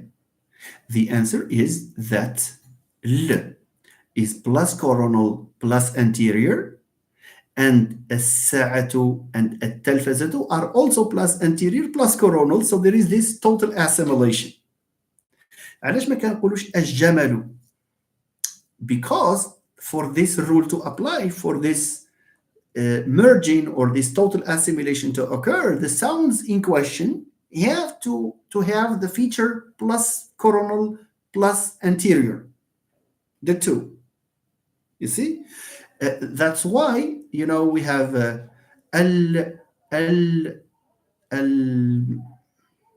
المكتبة. It's not المكتبة. علاش? Because المكتبة shares with the L only anteriority. It does not share with it coronality. You see? So that's why you have الثلاثة, not الثلاثة. Because is plus anterior plus coronal. التلفزة الساعة إلى آخره. You see?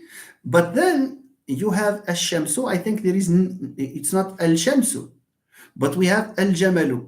So here, this needs to be, further specified for voicing. I think we need this requirement of voicing because sh and j have the same place of articulation, same manner of articulation, but they differ in voicing. I think we need this voicing specification as well to derive the rule in Arabic. In Moroccan Arabic, we don't say al-jamal, we say jmal, just like that. In Moroccan Arabic, we don't need voicing, we just assimilate totally. Okay, good. Yes, Asma Sadiq, you are talking about U as high front rounded. That's true. Okay. Yes, Asma Sadiq, yes. It's the rounded counterpart of E. الفرق بيناتهم هو أن U is rounded, E is not rounded. Okay. Good. فين حنايا دابا في الج. Okay. ج, we are done with ج. Now let's move to our dear L. L, of course, is monosyllabic plus consonantal. Okay, monosyllabic plus consonantal. Is it a sonorant? نوقفوا. Sonorants فيهم liquids, glides, nasals. L is a liquid, so it is plus sonorant. Okay. Is it a nasal? No, it's not a nasal. Is it a lateral? Proudly, yes, because that's the unique lateral that we have. Is it a continuant? Yes, because when we pronounce it, the air flows through the oral cavity non-stop, despite being restricted somehow. Is it anterior? Yes, it is. Is it coronal? Yes, it is. Now, let's talk about the Y. The glide Y, which we did before. So, Y is monosyllabic plus consonantal plus sonorant because it's a glide, minus nasal, minus lateral, plus continuant, minus anterior, minus coronal or coronal. Okay, I hope things are clear now. So let's move on to the chart that we have there. So E, is it a high vowel? Yes, it is. We know that now. Okay, so it's plus high. Obviously, since it's plus high, it's minus low. Because it's a front vowel, it's not, it's minus back. So minus back. And it's minus rounded. It's unrounded. How about the vowel A? Okay. It's a back vowel, A. So it's a low back. So it means what? It means that it's minus high plus low. And it is plus back. Is it rounded? No, it's not. That's A. Okay. It's not rounded. Is that fine? So for the other sound, which is, I'm sorry because I don't know how, okay, let me look at the symbol again here. So I think, is it like the one that we have two occurrences? Please, I need to say something about this vowel here. There are two versions of it. Let me talk about the last vowel in that chart, please, ladies and gentlemen, just for reasons of accuracy. This vowel is different from another vowel. I think I made a mistake. Please correct it if I told you that it's plus low. It's not plus low because if you check the chart, you will find out that we have two. I wish I could. So let me just send you this link, please. Let me send you this link and you will see that we have two similar vowels. So I think I made a mistake because I was considering the other one. So here is the link. Please check the link here and you will find out that the vowel that we have here, the last one, is actually mid-low. It's not low, which means it's minus low. All right. As you can see further down, you have another similar combination of vowels, and I thought it was this one. So sorry, because there are two. So please correct it. Please, it's just for the feature minus low. Look, you have two types of vowels. Please, Natalie says yes, means you have checked. Okay, so thank you, Natalie. So for this specific vowel, and I would love to see you correcting it also in the previous chart where you have the same vowel. Okay, so it's minus high and minus low. قبل قلنا plus low. It's not plus low, it's minus high, minus low, of course. Okay. Is it a back vowel? No, it's not a back vowel. It's a front vowel. So it is minus back. And is it rounded? Yes, it is rounded. Okay. So I repeat, this one here is minus high, minus low. Minus, it's all minuses. Okay. So so for back, it's minus back, and for rounded, it's plus rounded. So the only plus this vowel has is with rounded. Okay, so please correct it also in the previous chart, just for us not to leave things unexplained. All right, very good. Is there any other one, or do you think we should discuss something else? Okay, we have this last one, please. We have this last one. Okay, nice. So let's discuss this, ladies and gentlemen. Go to the one that starts with the. Okay, that's a w sound. Okay, fine. So فنول فنول. ليش فينا هذا فنول؟ okay. The one that starts with the XMWR. The pronunciation is, of course, HMWR. Can you go? Yeah, the X sound. Thank you, Baraho. Thank you. Okay, nice. Yes, very good. Okay. Okay.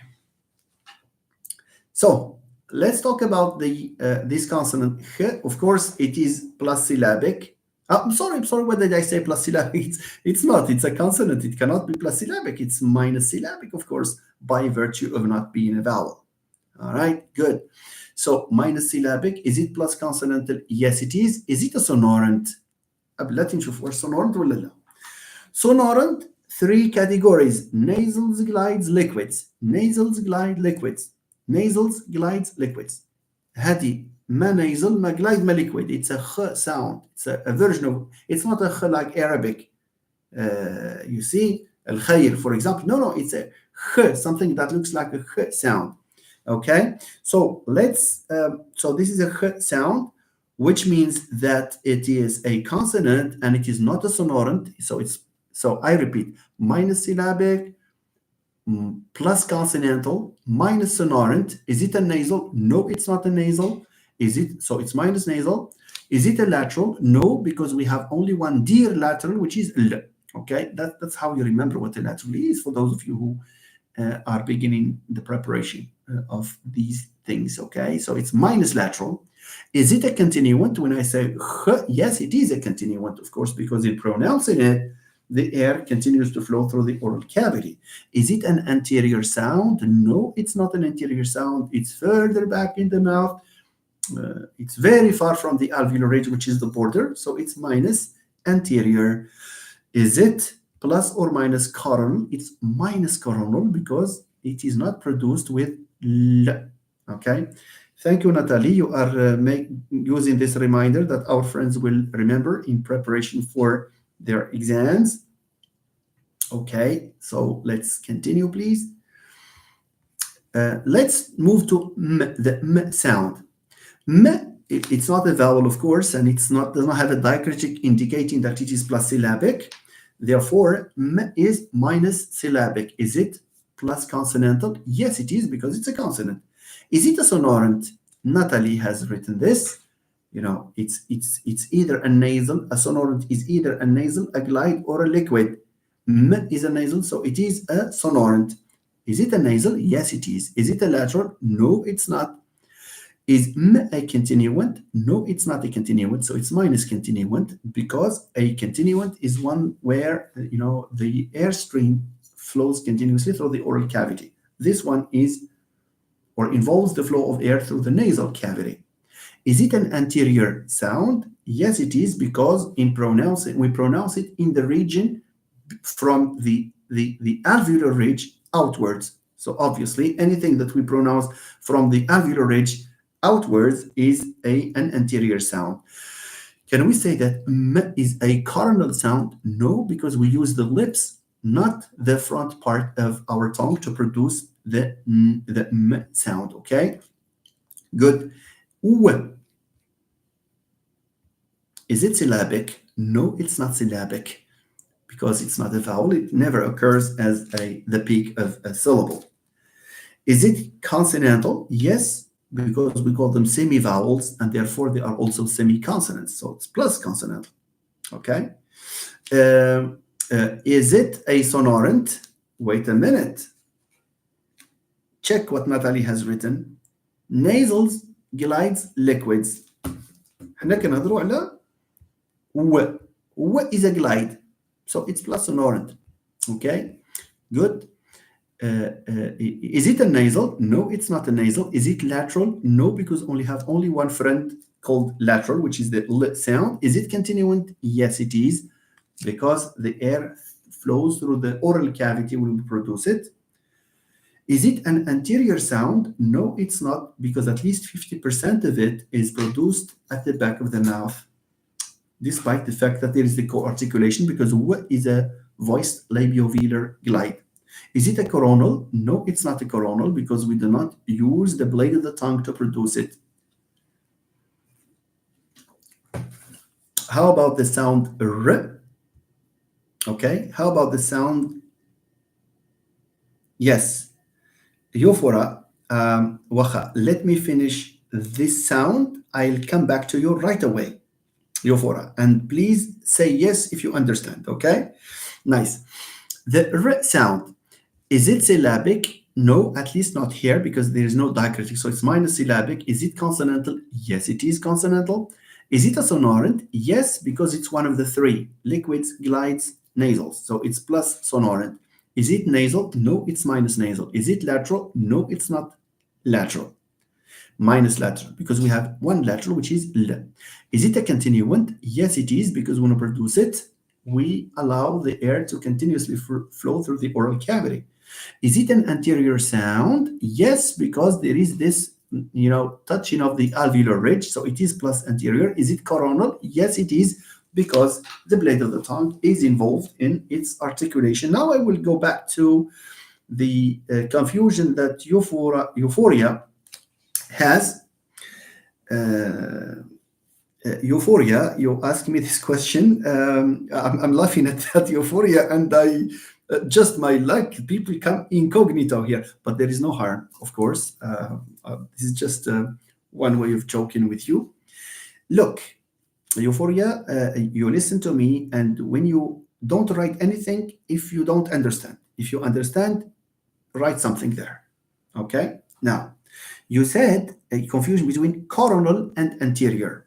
شوف, coronal, Euphoria, coronal, reminds you of la couronne in French. La couronne ديال les dents كيقول لك خصك تكورونيها خصك دير ليها la couronne. It reminds us of the crown, that kings put, they are famous. We say as a synecdoche, we refer to the crown. The crown means, Taj. Okay, coronal is produced. A coronal sound is produced by using. I think it's a lady there. The picture shows that it's a lady. No. Anyway, euphoria. Anyway, I'm sorry. Anyway, euphoria. You produce a coronal sound by making use of the blade of the tongue. شنو هي blade of the tongue? This part. If the tongue, it's this part of the tongue, the edge of the tongue, the front edge of the tongue that looks like a crown. Okay, you see? That's why we call it coronal. Okay, that's why we say la couronne ديال السنة, because it's something like this. Okay, good. I hope you understand. So sounds that are produced with the tip, you can feel it yourself.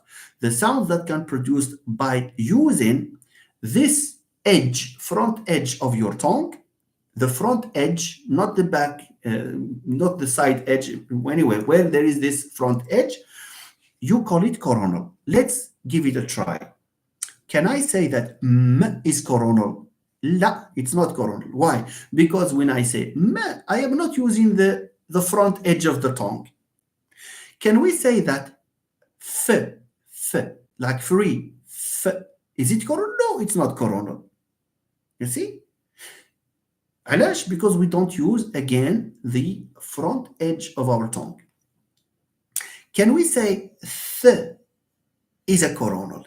Yes, because we cannot produce th without using this front edge of the tongue. You can even see me on screen. Look at the tongue. You see? When you say t, you take this front part of the tongue and you stick it to the alveolar ridge. So it is coronal. T is coronal. N, is it coronal? Yes, it is coronal. See? It's coronal. S, because you involve the front part of the tongue again to produce s, although you don't stick it, but you involve it. You move this front part of the tongue. So it is plus coronal. Sh and j are also plus coronal because you produce them by making use of the front part, the front edge of the tongue. علاش كنسميهم coronal. Okay? Now, an anterior sound, euphoria, is a sound that you produce or that is produced in the region صافي نحبس خلينا نشرحوا لك سميتو l'autre c'est quoi, c'est anterior. Okay, good. An anterior sound is a sound that is produced in the region that lies between the alveolar ridge and the outside of the mouth, the lips, let's say the lips. Okay, so any sound that is produced between these two regions are called anterior. You see? So when you say t, فين كندخل t? It's alveolar, داخله في anterior. Okay? Th, of course, it's an anterior because it does not go beyond, back, in the mouth. It does not go further than, for example, the alveolar ridge. B, p, t, d, th, th are all anterior sounds. Now, can I say that th is plus anterior plus coronal? The answer is yes. علاش?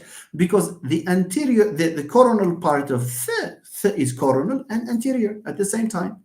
علاش? Because in saying th, we use the front edge of the tongue and we pronounce it in a region beyond, okay, the alveolar ridge, between the alveolar ridge and the lips. Okay, Euphoria, she says, yes, I understood. Okay, glad that you did.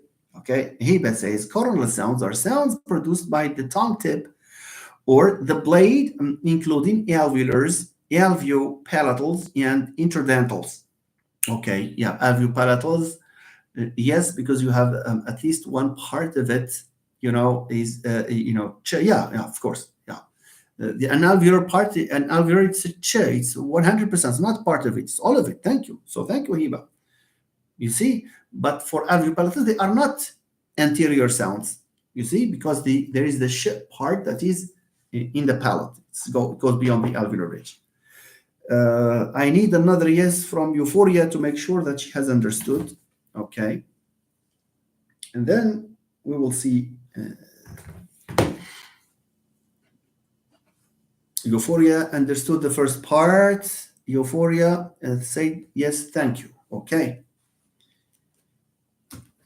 Yes, okay, thank you. So we will finish the rest of the vowels here, and I will discuss that with great pleasure. Zakaria, and I will also point to the areas of research that you can that a young researcher, a beginner researcher, or any researcher, not just beginner researcher, a beginner researcher in the domain, in the field of translanguaging. Okay, nice. Okay, so I guess we need to go to the chart here where we have these vowels to describe. Of course, you have an A, is A high, A is mid-high, so it's a mid-high vowel is minus high. Okay, a low vowel, it's a minus low because it's not really low vowel. It's okay. So it's minus high, minus low. Is it a back vowel? No, it's a front vowel. Is it rounded? No, it's an unrounded vowel. I hope you understand me, ladies and gentlemen. So for the O, it's minus high again, minus low because it's mid-low. Is it back? Yes, it is back. Is it rounded? Yes, it is rounded. The famous U, it's high, plus high, minus low, obviously. It's a front vowel like E, so it's minus back. It's rounded, of course, and that's what makes it different from an E sound. I think we switch off from phonetics unless you have residual questions to ask. Zakaria is asking a question here, but tell us, I guess we should discuss phonological analysis. Oh, yes, there is this one here, yes. Okay, thank you for this. I forgot, I thought that we have just this. Okay, nice. So, Zakaria, you can wait, please. Let's just talk about this phonological analysis. Thank you, Mustafa, for this reminder.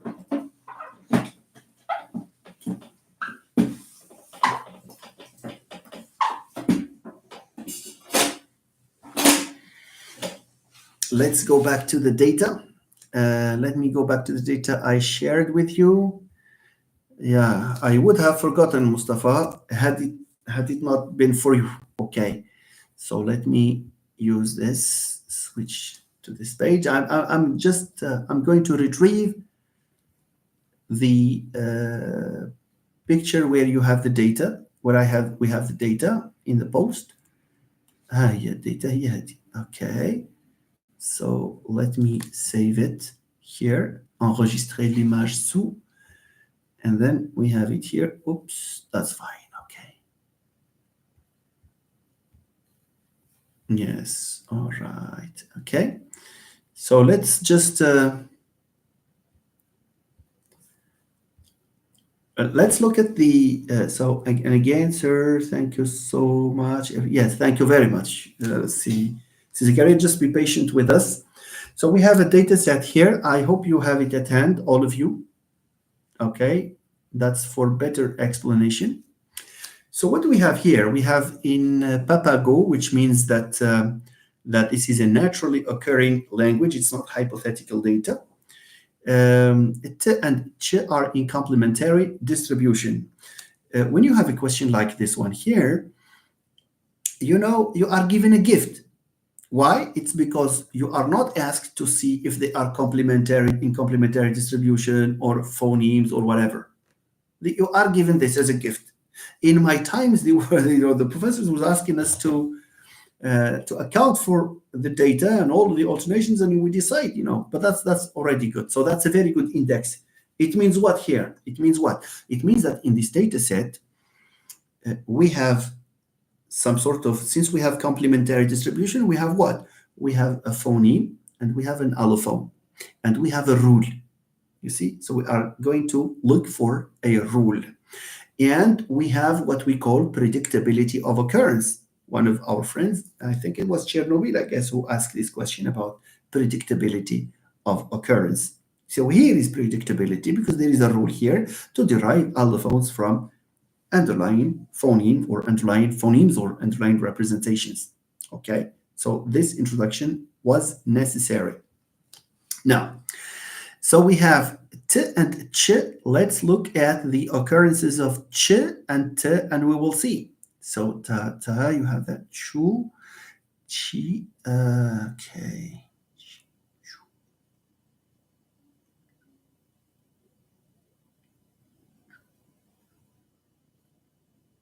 Okay. Okay. So here, here is something that I would like to tell you, dear friends. Generally, that's a strategy for handling data analysis in phonology. When you have an exercise like this one here, and the professor says in the question, that X and Y are in complementary distribution, what should I do? Better look for a sound that is more complex and rare. I mean, look for a sound. Look for the distribution of a sound, of the sound, because you have two. إلا أعطاني مثلا ت, here we have t and ch, but if I have a p and f and affricate, like the one in German, in German, but there are languages that have f. And if I have the question p and f, logically, when I have the data, first I should look for f because there are more chances for this weird, rare, and complex sound to be restricted in one environment. علاش حيت عطاني في la question they are in complementary distribution. The chances are that the one that is more complex is there by rule, meaning is predicted by a rule. So I have to see where it is located. This is exactly what I did here in this data. I just looked at it and I came up with this rule. You see? Look at the ch and life will be easy. So you have chu Gaia. What comes after ch is the u sound. هيا u. نشوفوا d'autres. Then you have chi. So we have u, it comes before u and it becomes before e. Let's see if there are others. And then the third one is chu, and then chi, and then chi, and then chu. You see? Okay, and then chu, and then chi. So it's u and e. Yes or no? U, e. That's very good. Now, what is common to these vowels? Let me see first whether t occurs before u and e. شتي هذه هي الاستراتيجي. نعودوا من جديد باش let me repeat. When you have an exercise like this one here, usually you have two sounds that differ in complexity, in how rare they are, and one of them is a sound that that exists rarely compared to the other sound, and this is a good case in point. T and ch, which one is basic, which one is likely to be derived? It's ch. The proof is Moroccan Arabic t, رجعوها ch. You see? So the t is the origin. Okay, now let's see. So I have to look for this. I found out that it's before e and before u. Now the next step is to see if the other one, which is t, occurs also إلى لقيت واحد اللي قبل u وقبل e. It means my analysis is wrong. Let's see. T, have to, and then o, and t, as you can see, t, to, you see? So here, that's true. So t sometimes occurs word finally. It occurs before different types of vowels, which means what? Which means that ch is restricted, okay, in its distribution. The other one has a wider distribution. And the lady who asked me what criteria do we use to determine the underlying representation, her example هو هذا. One of them occurs in a limited in before U and E, but the other one occurs before a word finally and before different, other vowels. So here it's likely for T to be the basic sound and the other one, Ch, to be the derived sound. Okay, so that's the conclusion. So here T becomes Ch, okay? T becomes, so in which context does each sound occur? Answer, the Ch occurs before E and U, which means before high vowels, while T occurs elsewhere. Elsewhere means in all other contexts. Absolutely, Mustafa, as long as they are mutually exclusive. Where one exists, the other should not exist. That's obvious. That's for obvious reasons. Thank you. Yes. So here, question number 2, which segment is to be considered as the underlying representation?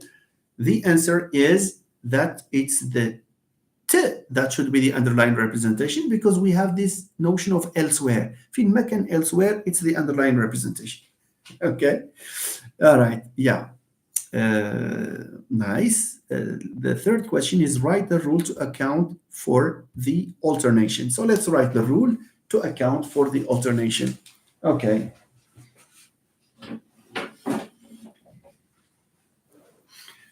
So this rule, is it formal English or in plain English or formally? It's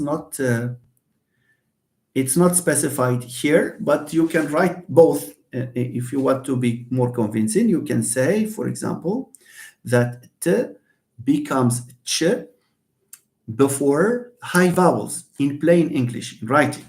But you can also transform this into the following rule. Okay, so you say T. علاش درت هذه between slashes? Because this is for phonemes. Thank you, Mustafa. That's absolutely right. So for those of you who have problems with writing the rules, pay attention, please. So this is called a structural description. Then you have the arrow, which means becomes. This arrow means becomes. Okay. It becomes what? It becomes ch. So here, since we have two alternations, look at this, please. When we have X becomes Y in this context and Z in another context, we use the brace notation. So it becomes what? Look at this. Because we have two, and we may have three. It all depends, but more than one, we need this brace. So it becomes, look at this, it becomes ch.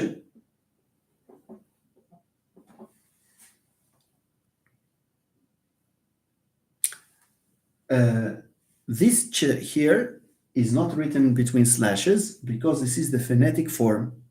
That is to say, this is the allophone. Okay? Where does it occur as ch? Before what? A vowel which is high. Okay?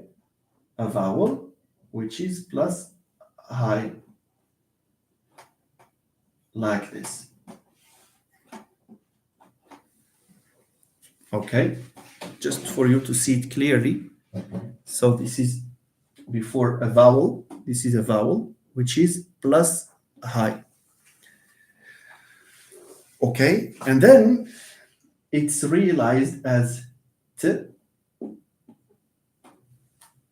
even if they are similar, but in this domain here, everything is an allophone. Everything, this is a realization of this. They just happen to be the same, okay? But this is the actual pronunciation. This is the abstract underlying representation. Okay, so we can say this elsewhere. Elsewhere. Okay, nice. It's good that we have Thank you, Si Mustafa. I almost forgot, honestly, because we have been discussing this for quite some time. So the Prof, can you use the features to write the rule, please? Yes, okay. So if you would like to write the rule here, it's fine.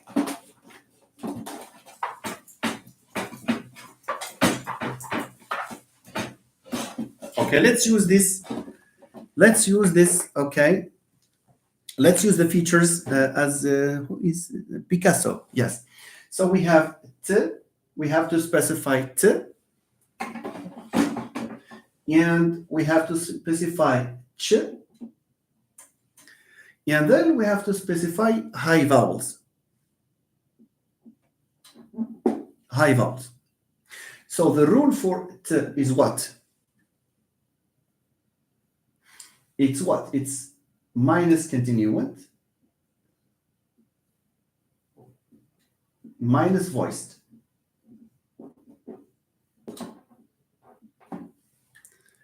Minus continuant minus voiced. Do we need another feature to specify that it's a t? So minus continuant minus voiced. We can add, for example,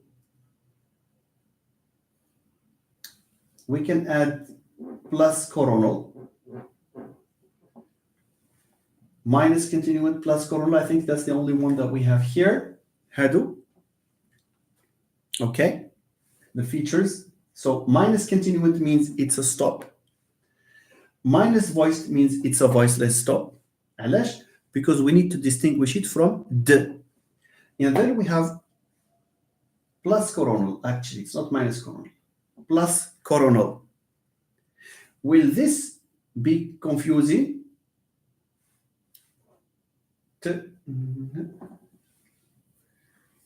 Okay. Yes, okay. So this one here, we can add minus nasal, but we don't want to use other features. Okay. Otherwise, we can use minus sonorant somewhere, minus sonorant to exclude the nasal. Okay. So minus sonorant, but we have 4 features. Yeah, minus sonorant. I think, yeah, because this we need to distinguish to exclude. When I have minus sonorant, I am excluding the nasal. So that these features refer only to this. So if you have other suggestions, I think these are the 4 features that we can use. Minus continuant, so plus voiced, so minus voiced, plus coronal, and minus sonorant. I don't know if we have any redundancy here. And I and O share, yeah, share one feature plus high. So here, these are the features for t. Okay. This, wait a minute. Continuant plus voiced. Okay. This changes into a ch. What is the feature that characterizes ch here? Affricates. It's the feature of delayed release. Delayed release. It means that this becomes plus delayed release. You know, it means another feature is added here, delayed release. And then for the vowel, it's plus high minus syllabic.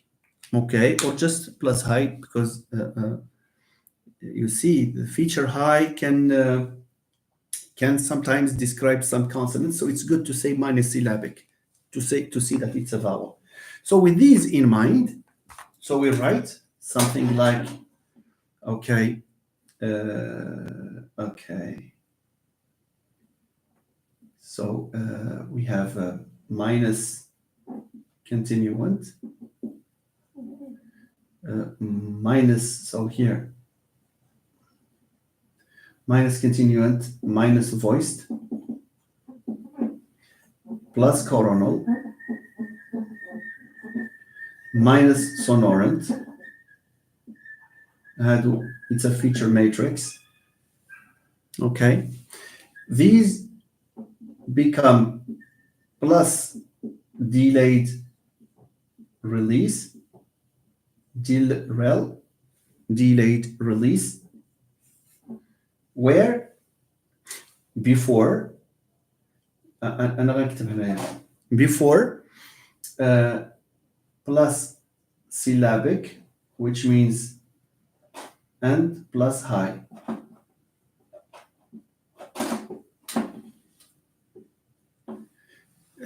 Is it Chernobyl or Picasso? Picasso asked me this question. Yes.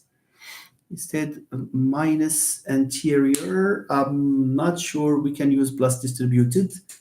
I'm not sure. I have to check for this feature. It rarely comes up in the analysis. Minus anterior plus distributed. I don't think. I don't know if it's typical because these features we have to make sure which framework we are adopting.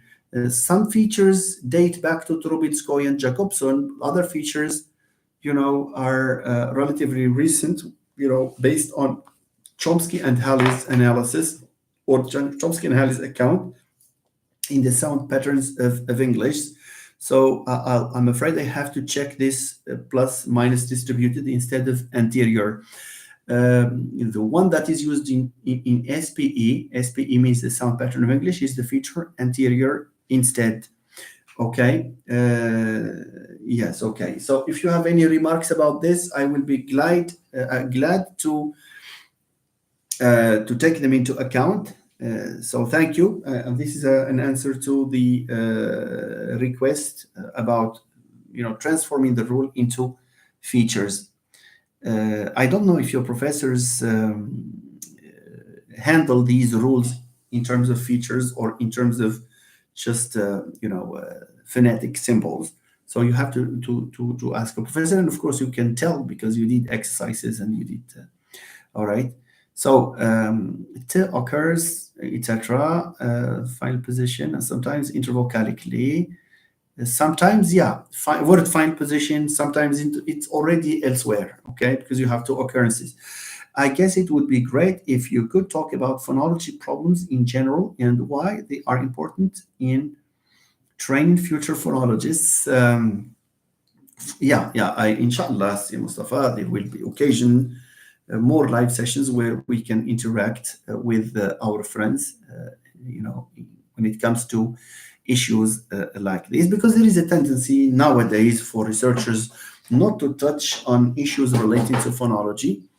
Our friend Silzrak, I guess, made the point that there are more researchers, being more and more interested in issues relating to 21st century requirements, for teaching, require teacher profiles and student profiles as well. And there is this focus on digital skills and on 21st century education, which is true, of course. Fewer and fewer researchers are interested in issues relating to phonology, syntax, to theoretical linguistics, of course. And now I would like to talk a little bit about the question asked by our friend. Let me see who this friend was. He even sent a reminder. Okay, so Zakaria Lulidi, Mr. Zakaria Lulidi, I hope you are still with us, and I'm sorry for keeping you this late. So could you please go over and explain the data analysis from the previous phonology exams, because there are some data analysis that might hinder our understanding. Hiba, yes, I take every exam and I focus on just one aspect. Maybe in our next live session I can screenshot a picture of one exercise and one that relates to data analysis. I will do that, Hiba, inshallah. So thank you for this request. If there are special requests, I would love to see them on Messenger, because these are there will be a list of topics to cover. Okay, now let's talk let me answer C. Lulidi. Let me just see exactly how he formulated his question. C. Lulidi says, a genuine reminder, Professor, if you could discuss the concept of translanguaging, what does research say about the efficiency of French language as a medium of instruction in Morocco? Well, let me, this is a two-pronged question. And the first part is Si Mustafa is writing something that he is inspired by his research. That's nice.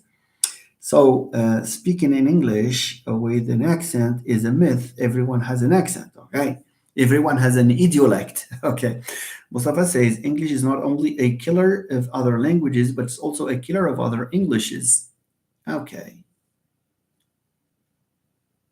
okay. So there is this. I don't know what Barhu is.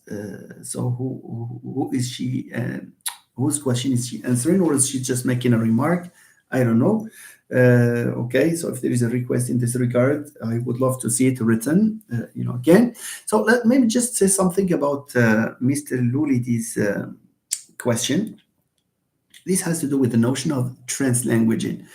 Research, what is translanguaging first? And why has it become, a famous pedagogical, approach in many parts of the world? And why is it supported by research? The initial question started with contexts where you have more than one language, more than two languages, in fact. So we move from the classical bilingual settings to multilingual settings. Why? Again, because it's modern societies. This relates to the fact that present day societies are no longer isolated. They are necessarily plural. Why? It's because we have touristic countries, we have easy access for a visa, for travel, low cost airplanes, and different people travel in different directions. Not only that, but also this multilingualism is witnessed also virtually. You see, so that we have people, being exposed to French, to English, to Arabic, Amazigh. So we have an amalgam of languages in use. And this is exactly what has made people think about the new realities for language users in the world. Now, new realities. Multilingualism is now an inescapable reality. Why? It's because human beings are now interacting more than ever before. This is accelerated by means of information technology. And this being the case, the question as to whether, instruction should be in using one medium. If it is one medium, what are we going to gain and what are we going to lose? There are some voices, for example, that say that scientific subjects have to be in English, have to take place in English. Why? It's because English is supposedly a lingua franca of international communication, and English has more value and it markets well, and so on and so forth. And therefore, if we would like students to have access to more knowledge, more studies, then we have to instruct them, to teach them in the English language.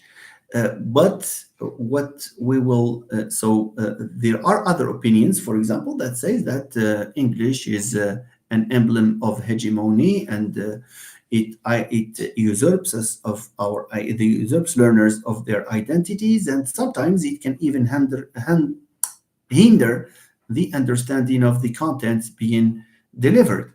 For example, there are people, for example, instead of using their mother tongue to make them understand the concept, the teacher insists that he or she should do that in a specific language because the policy says that we have to teach in this or that language. So this monolingual ideology can contribute to a blockage rather than an enhancement or enhancing the learning experience. From this came the idea of translanguaging as a pedagogy.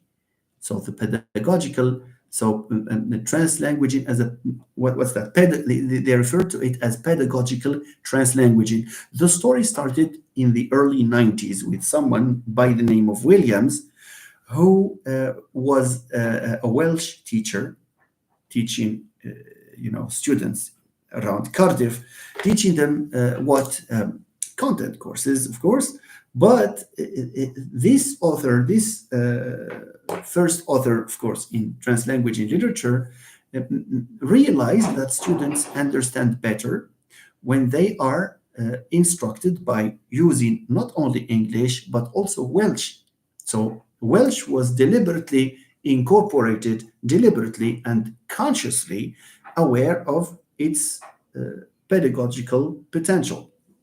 Okay, so this developed into a paper published by Williams talking about the notion of translanguaging, and people tried to capitalize on this. And from the 90s onwards, a lot of papers, a lot of studies, a lot of books, a lot of symposia, a lot of seminars, a lot of conferences were held to discuss this possibility of using translanguaging as a pedagogy. What is translanguaging? Translanguaging does not mean translation. It does not mean translation. And it does not mean code switching. Translanguaging is rooted in the assumption that human beings do not speak language A, language B, language C in their minds. What is, even if they do, but in their minds, what is represented in their minds are not separate languages, but only one repertoire where you have features from different languages. So if this is the case, it means that when we are teaching, when we want to teach a concept, we should not impose one single code on the student, for example, exclusively English or exclusively French or the exclusive use of a given language. No, we have to be fluid and dynamic and make sure that the student understands. And the other advantage is that when you adopt a translanguaging pedagogy, people become self-confident. And this is true because I don't know if we have friends here who may have experienced, this in the course of their learning journey. I'm sure there were concepts, there were ideas that they could not express. So they opted for switching off because the teacher imposes on them the use of one single language. How many teachers are there that are very sensitive to the use of the mother tongue? Some of them make even poke fun at the student who switches to, not switches, but who uses features of the mother tongue. You see? So students become self-confident. They can express their opinions freely. They can have what we call agency because they learn actively. And this is a pedagogy that is, to a large extent, learner-centered because it gives, value to the learner, and it fosters autonomy among learners. Okay. أهلا أستاذة مريم. ما مش تشيل. عافاك أمي غارتوسيت. So I'm using Terifit to speak to Marim because I know that so she is I think she's doing her master's studies now, I guess, or she's a BA degree holder in Amazigh studies. So thank you, Maryam, for joining us. انت شقي مليح بارك الله فيك. عافاك. Thank you. So we are talking about this idea of translanguaging pedagogy, which has proven to be, or which people prove to be, an efficient way of teaching, and because there are the results that students achieved, and there is are very satisfactory compared to the use of one single language. And there are, of course, other, it has been studied for multiple perspectives.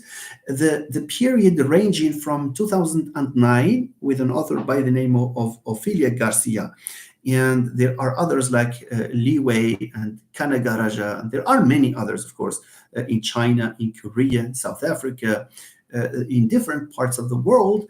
This pedagogy was put to test, and the results that that people got were just in favor of a translanguagean, okay, pedagogy.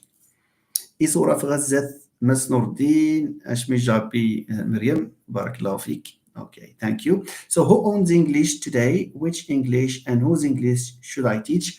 Again, if you take it, you are what you are doing, see, Mustafa Murshid, is no, you shouldn't have deleted that, Mustafa. You were caught red-handed. Paste it again, please. Or English, yeah, that's you are deconstructing the idea that there is one English, and yeah, that's the monolithic view of English. But apart from this, it was found out that translanguage in pedagogies can contribute to the success, not only to the academic success, but also to self-confidence and to the student's ability to express himself without fear, or herself without fear, without this obstacle called language.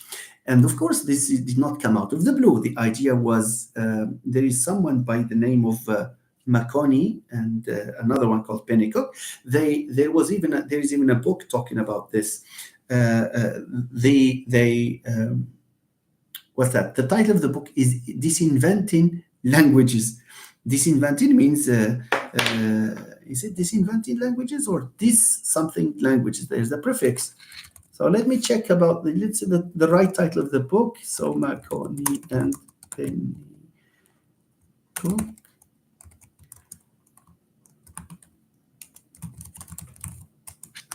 Disinventing and Reconstructing Languages. Disinventing, I remember the word, disinventing and reconstructing languages. They made the point that the notion of language is just mythical. The notion of language, I mean, the idea that we have different languages is just mythical. It's there only for political reasons or for other purposes. Just they even go so far as to say that it's the colonizer that imposed these languages with the emergence of.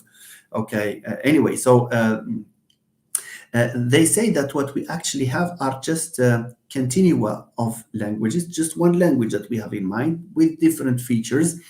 Okay, and this sociolinguistic turn in regard to the definition of language encourages people to find legitimacy for translanguagean as a pedagogy.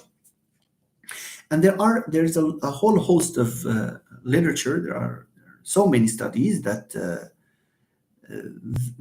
continue. Recently, especially from 2016 onwards, there was a proliferation of studies on the field, and the area is still worthy of investigation. Locally, we have this notion that if you teach something in French, then you have to use exclusively French, especially scientific subjects. You need to express yourself in French. You need to, or when you do it in English, or of course, there are some concepts. And I don't know if you remember yesterday, my niece phoned me this morning because she watched the live, and she told me that you were using Arabic, huh? You see, because I opened the bracket and I tried to explain a concept in phonology. I don't know what we were talking about yesterday, but it was something in phonology. And I tried to speak Darija just like that. And why? Because when you speak Darija, you are easing the burden of understanding, among students.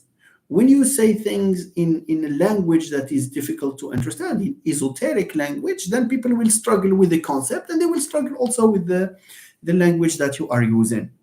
And when you prevent people from not switching, but from bringing up their mother tongue, which means bringing up also their identity, and so on and so forth. So here, I think you are short-circuiting the learning process. So this is all that I can say about translanguaging. Enough research has been done internationally, but locally, this pedagogy, and there is a remark that I made also in front of the outstanding audience in Meknes.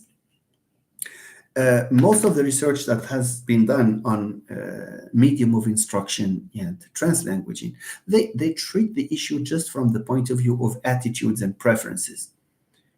But there is something that there is the other 50%, which is testing the empirical studies to test the efficiency of this pedagogy in a principled way, for example, like classroom observation, like experimental studies.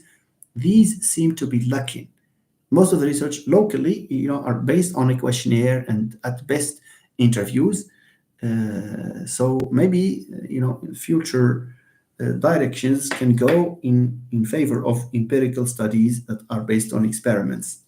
Okay, good. Nathalie Leblanc, it helps making information more accessible, among other things, of course. And it's an exercise of linguistic human rights, according to Skutnab Kangas. I don't know if Si Mustafa Moshid has used this reference, in his doctoral thesis. Okay, that's Skutnab Kangas, linguistic human rights. Okay, nice. I feel I am coming down with a flu, I guess, because my throat is becoming hoarse. Horse with so with HOARS. Okay, fine. Nice. So is there any comment? We have some minutes to go by. If you think you can, you have a question, you have something to react to. All right, I would love to hear you, to hear your remarks or your questions. Otherwise, we call it a day. See, Mustafa, instead of trying to be multilingual, why don't we try to become multidialectal? Why don't we learn different varieties of the same language instead of learning different languages? That may not be a good investment. That's personal. It's not based on research or not. I'd rather learn different I'd rather learn different languages than learn different dialects of a language. In any case, when I learn a dialect of one language, it means I have learned a dialect, and I add to it my foreign flavor because I will not use it the way a native speaker would. But that remains, a question worth asking. All right. Now, in modern society, in modern world, it's better to have more languages than the mother tongue. Trying to be multilingual, it's no. I'd rather be a multilingual, Si Mustafa, than be multi-dialectal. Sarah, yes or no? Okay, Selma Al-Qasmi, thanks a lot, Prof. Marhaba Selma, thank you very much for putting up with these digressions, these details. But this is one way of sharing knowledge anyway. It's good to share knowledge, where we can. Si Zakaria Lulidi says, thank you very much, sir. And if you can suggest any references I can use to support my research. Look, if you, Si Zakaria, I'm telling you this live, on direct, okay? I do have enough references if you would like, if you are researching, if you conduct research on translanguaging. All that you need to do is send me a message, a private message, and remind me that you need references on translanguaging, and I will do my job. Okay, thank you. أهلا أستاذة زينب. Oh, أستاذة زينب has been absent for long, and I'm very glad that you have shown up. Thank you. I hope you're doing well, Ustad Zainab, and I hope Si Riyad and Si Akram and the little angel are doing well. Thank you very much, Ustad Zainab. Thank you. Glad to find you with us here. Okay. Is there any question, any remark, anything? Any threat? No, don't threaten me. Okay. Tell us. Tell me. It looks like you don't have a connection. No. The connection is not does not help. That's why maybe your messages do not show on time. Otherwise, the interpretation is that you are tired, as I am now. Okay. Natalie says, thank you so much for your passion. Thank you very much. Okay. By the way, so thank you, Nathalie Leblanc. By the way, since the majority of attendees are MA and doctoral students, more sessions are needed on research and statistics. Inshallah, see Mustafa, we will keep, these live meetings. These are also outlets for both of us. Probably my request is to help this channel reach more people. So if you have groups, if you have groups on WhatsApp, on Facebook, just share the link and put in a word, in favor of the channel. And if people are interested, they will certainly come and subscribe. And those of you who are listening to me here who have not subscribed on the YouTube channel, please understand that when you subscribe, you are helping the channel in one way or another. So please subscribe, okay? Because at the end of the live, I find out that the video, now I see 14 here, but certainly there are people who have the link and who do not show here. So I find out that, for example, 212 have watched the video, but not all of them are subscribers. Please, it does not take anything other than a single click. Okay, good. So, C. Karim Boulain says, why are researchers reluctant to conduct experimental studies? I wouldn't say they are reluctant. We don't know if there is any reluctance in this regard. But where experimental studies are possible, if people are presented with two options, then they consider criteria like practicality and accessibility to information, and that when you want to conduct an experiment, you need to go through the process of requesting administrations. If it's at high school, then you have to write an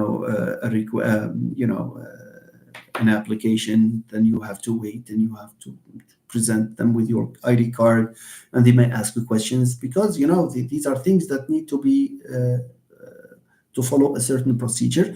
And perhaps if there is any reluctance like this, perhaps this is one factor. Another factor, as Mustafa says, it's the lack of classes, because you need to teach two groups that are relatively homogeneous, and then you have to separate them, to distinguish between the control group and the experimental group. That's probably time consuming, money consuming, energy consuming, and this will make you go through a lot of paperwork before you conduct your experiment. This is the reason why. Okay, good. So we have reached almost 3 hours. Frankly, I didn't think of making it this long. But it's been a pleasure because we have been discussing and we have taken time to discuss different points. Zakaria, I did not have the opportunity to comment on the day of the conference, but you did a very great job tackling the topic of multilingual education, and that's why I am interested in the topic now.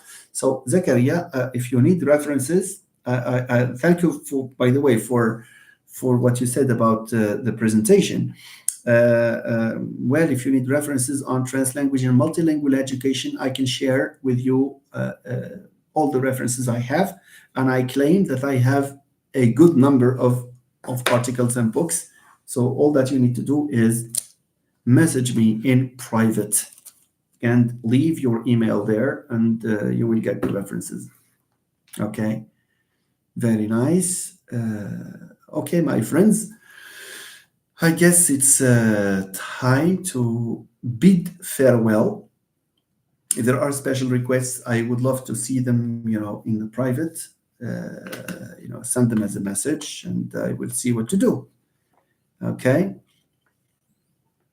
Nice. Hamid says, unfortunately, I am late. I hope you are doing well, Sir Ambrose. And thank you. Say, Hamid, I don't know who you are. Is it, are you an Isfiver? Are you someone I taught before? Are you a classmate, a former classmate? I don't know, but thank you very much. I'm very happy that you have joined us, Mr. Hamid. Thanks a million. Thank you. So let's meet on another occasion, ladies and gentlemen. I wish you good night. And okay, references I put together on Word Englishes, Global Englishes, and Native Speakerism. Wow, this is nice. Yeah, you have taken a direction in research that only the select few have, which is nice. So I would love to read your thesis anyway, and maybe appreciate and enjoy, having a look at this perspective in research. Thank you, Si Mustafa. So that is a commendable initiative on your part, of course. So thank you, ladies and gentlemen, and let's meet on another occasion, inshallah. Thank you. Thank you so much. Have a good time.